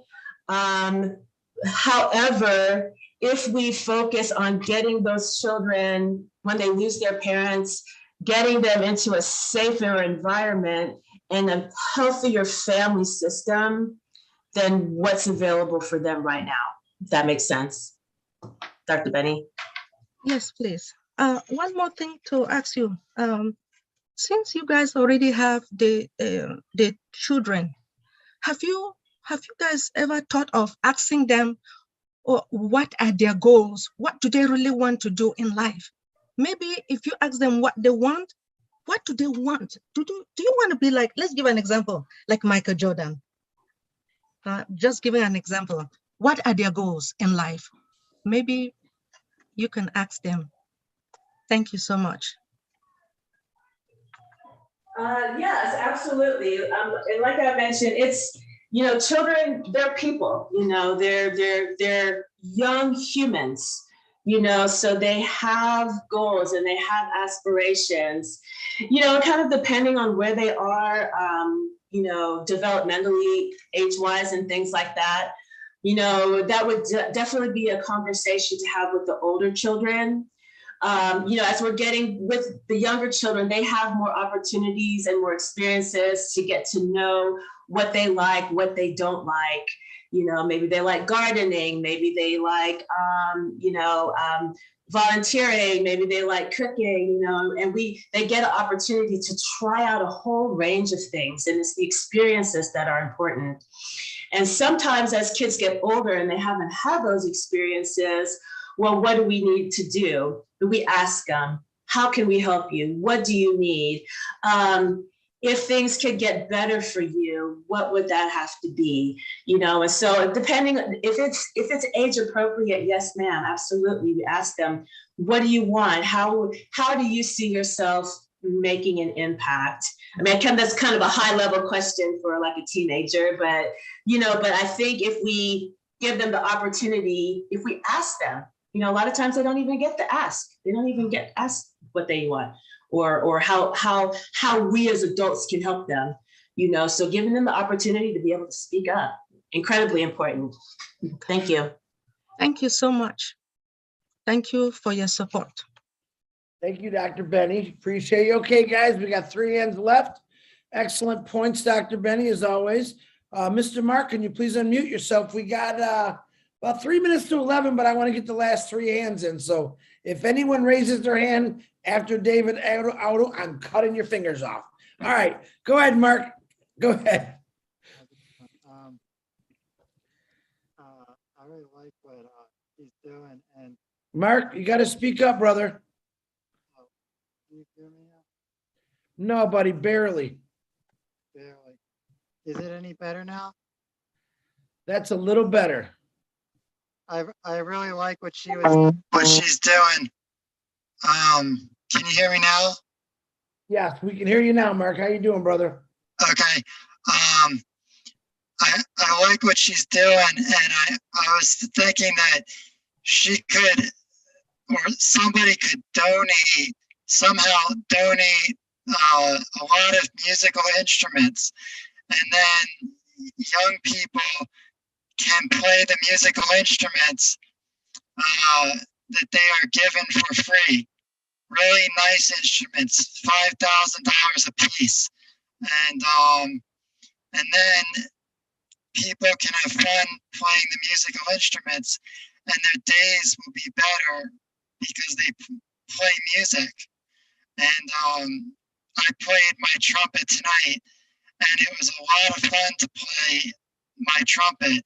It made my day better. So I know that young people can have a lot of fun playing a musical instrument too. And somebody should donate a lot of musical instruments, a lot of nice musical instruments to the place that she's talking about. Very good. Oh, thank you. Thanks, Yeah, Mark. Yeah, so I just want to be clear. This is my dad's project. So I want him to definitely have the credit for that. So I'm the helper. So Mark, I do appreciate what you're saying. Like I used to play instruments as a kid. I sing a lot at home. So yeah, it's the experiences, just giving kids opportunities to do something different, to try something new. And learning music is great. Now I'm kind of thinking to myself, like, wow, do we need to, be getting music teachers involved? Absolutely. If we have the space and opportunity, yeah, absolutely. So one of the things about being a musician is that helps with so many aspects of your life.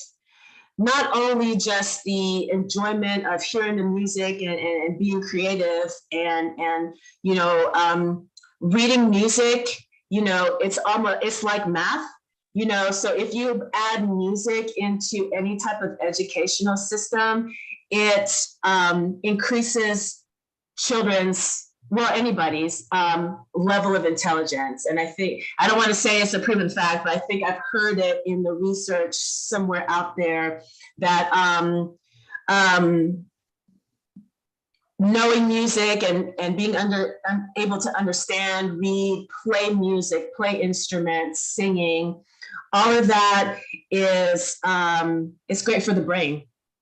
It is awesome. It is awesome for the brain. So yeah, I like that idea. Thank you, Mark. I would teach music for free. Music is my favorite thing on earth. I would teach music for free.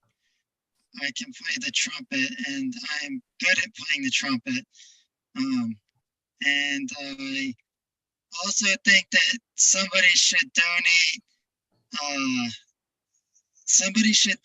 like 25,000 boxes of colored pencils and pads of paper so everybody can color colorful pictures with colored pencils. I like it, Mark. Oh, bless is coming, brother.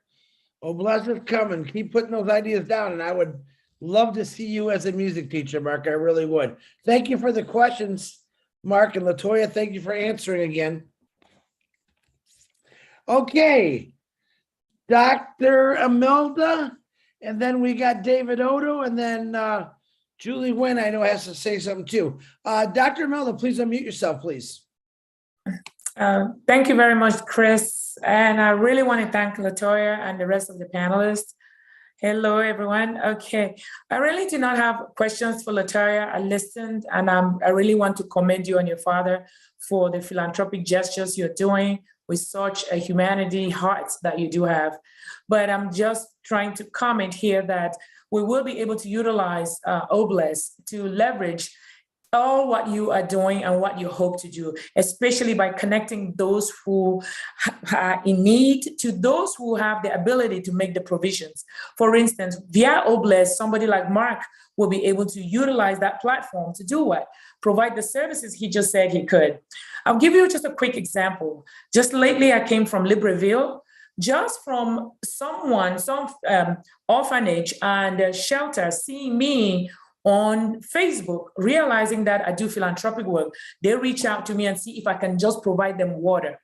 That's to tell you how much that the world today needs the basic things. The basic necessities of lives are totally lacking.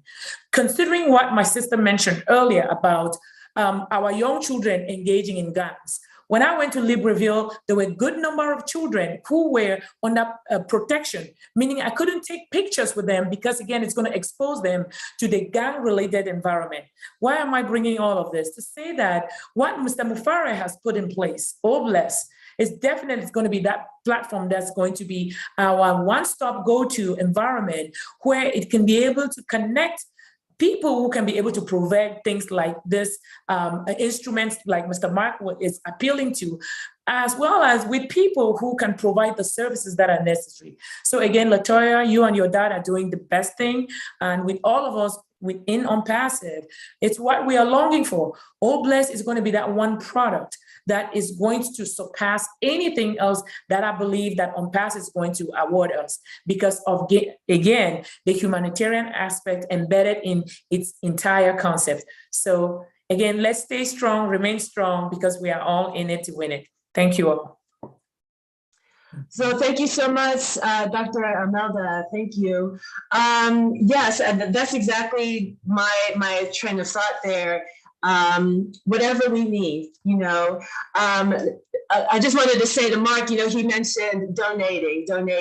Well, we won't have to do that. We won't have to, when I think of donations, I'm thinking of, we are struggling to get this stuff that we need, and I'm sure that's not what he meant, but that's kind of what I heard, that kind of comes to me when I hear donations versus charitable giving or whatever it is that we want to call it.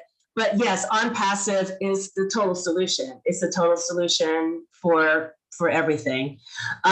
So if you left your contact information for me and my dad in the chat, I have taken screenshots or taken pictures of all that information. I know Engineer Mike left me a number. That young lady, Armanadine Jacotin, I've gotten her information. So thank you all if you've left me anything. If you want to leave me anything, I know we're running short on time. I will be happy to take your information and we'll be reaching out to you in the near future. Thank you. Wonderful. David Oda, you had your hand up. Would you like to say something, brother? I was just kind of bouncing around back and forth about childhood and stuff, right? And like it depends. Like, okay, they're all refugees and that, so a lot of them probably come from places where they haven't been exposed to a lot of things. So, you know what I mean? Like giving them stuff that's gonna get them going, and you know, like show them new things and that. Let a kid be a kid, right? You know, and they're like sponges. I know I was a kid once, right? But you know, like I say, you were never a kid, David. Come on now. No, David, I agree with you on that.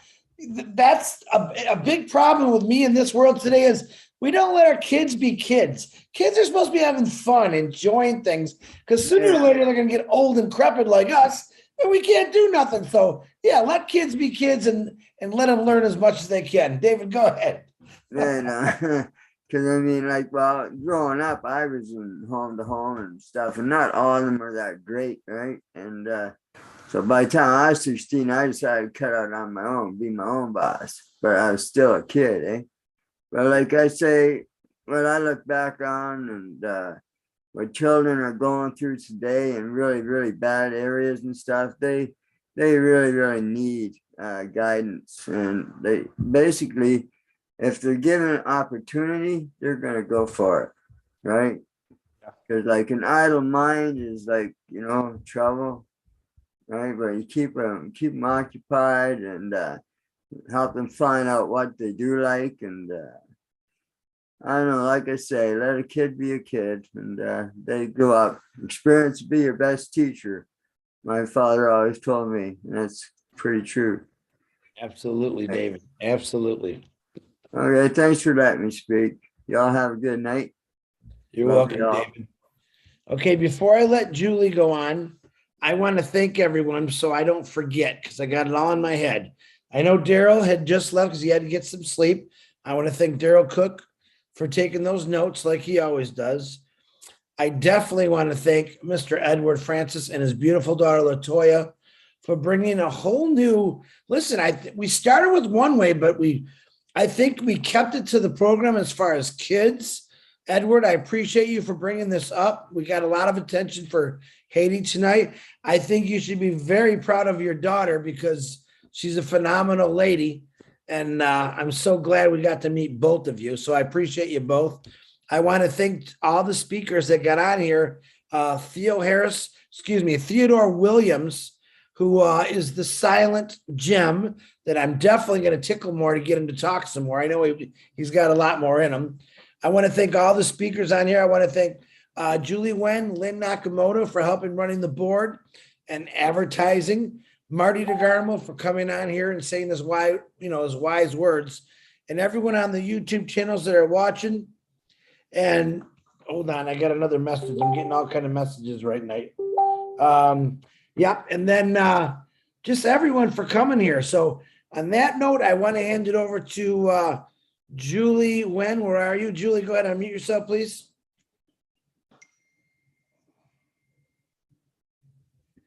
Julie, you're muted. Go ahead, say whatever you got to say, Julie. I missed it, so you go right ahead. Thank you so much, Chris, for spearheading this beautiful program called Oblast. And I wanted to extend my congratulations and thank you to Edward Francis. LaToya is a result of how you are doing right now, because you have created and raised a beautiful daughter in the right place, had the right heart at the same time.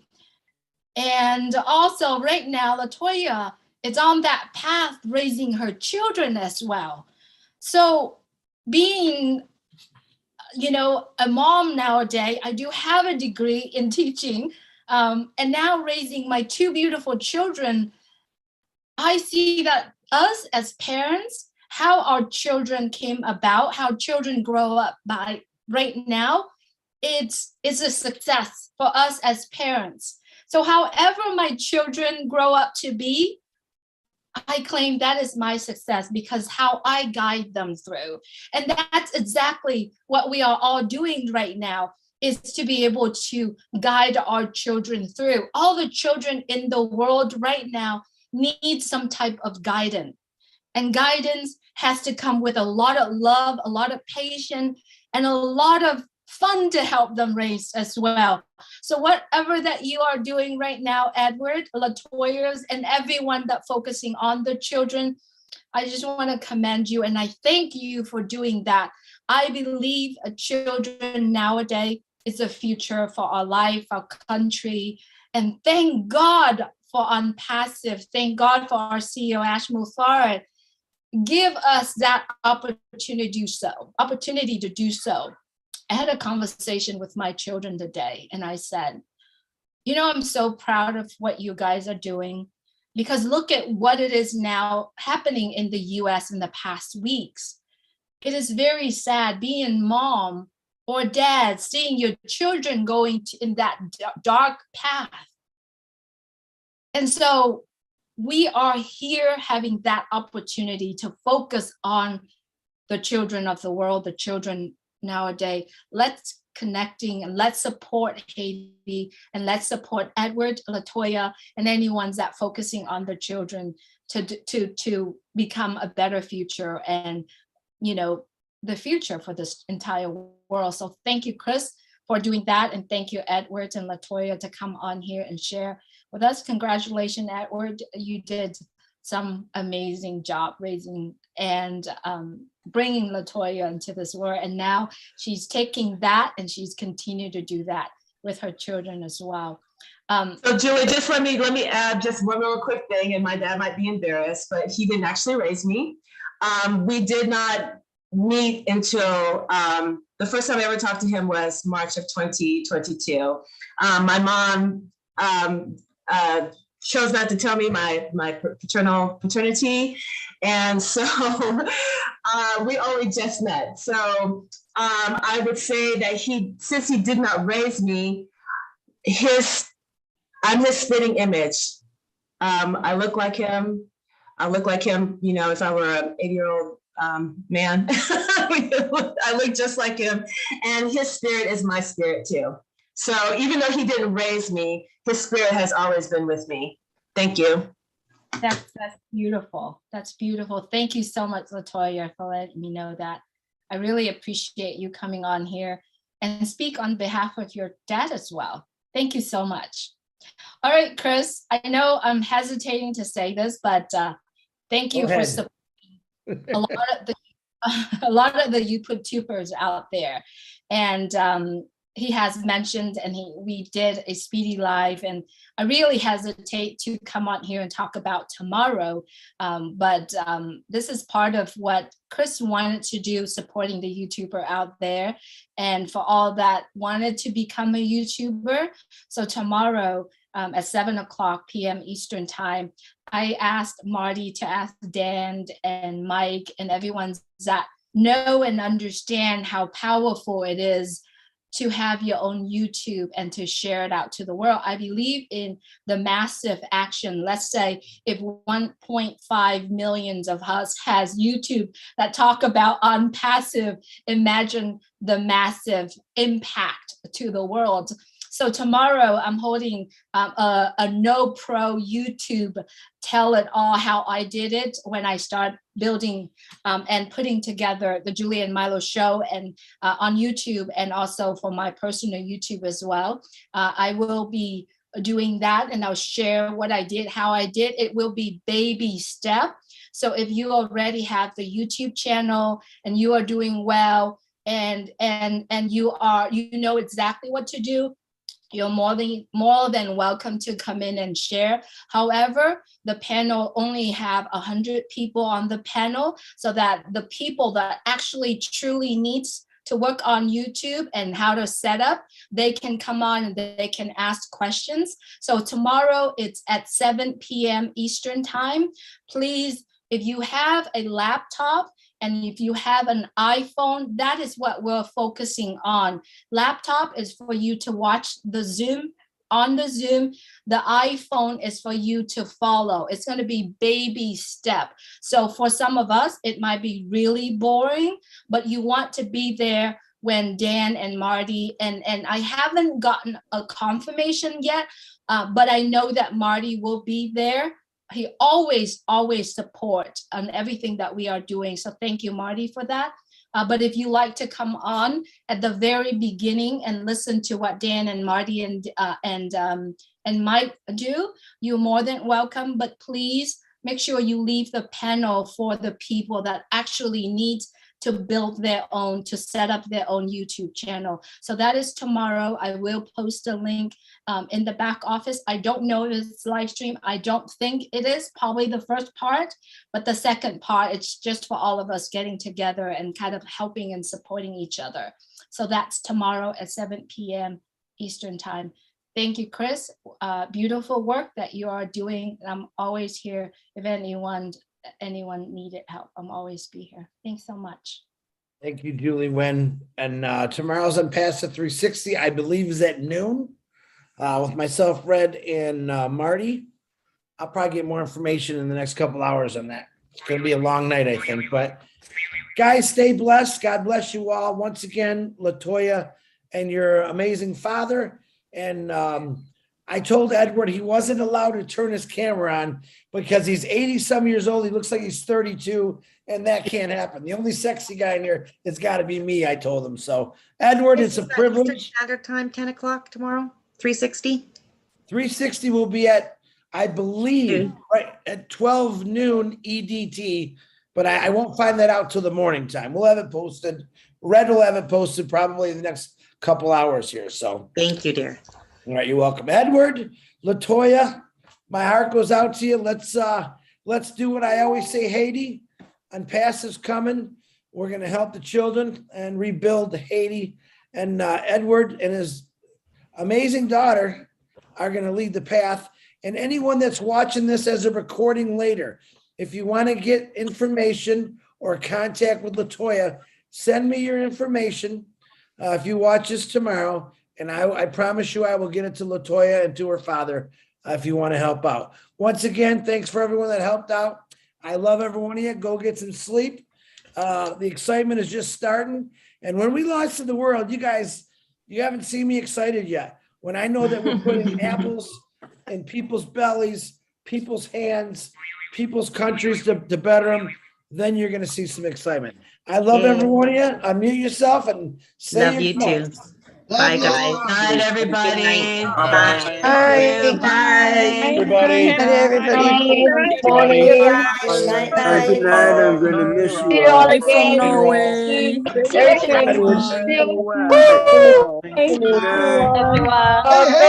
Hey, Yes, thank you, Julie. Love you all. Julie. Thank you so much. Have a good night, everyone. Hey. See all of you soon. Real soon. Sylvie. Wait a minute. Good night. One thing. Hold on, John. Hold on. Let me say one thing. Lily Lane, I had an assignment that I completely forgot about, and I see your face. Lily Lane, what was my assignment I gave everyone last week? The assignment was, if they lose everything that they have, what would they do?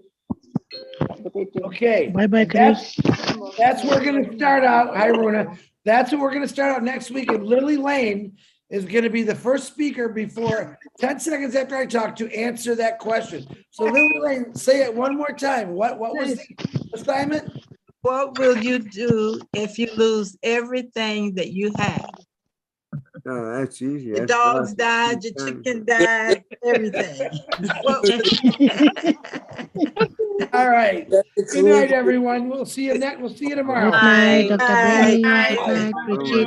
Was Good night, Brother. Good I night, didn't Julie. forget Lily. I was Good waiting night, for you. everyone. I was waiting for you at Good the night. end. Good Have a night. good day. Good night.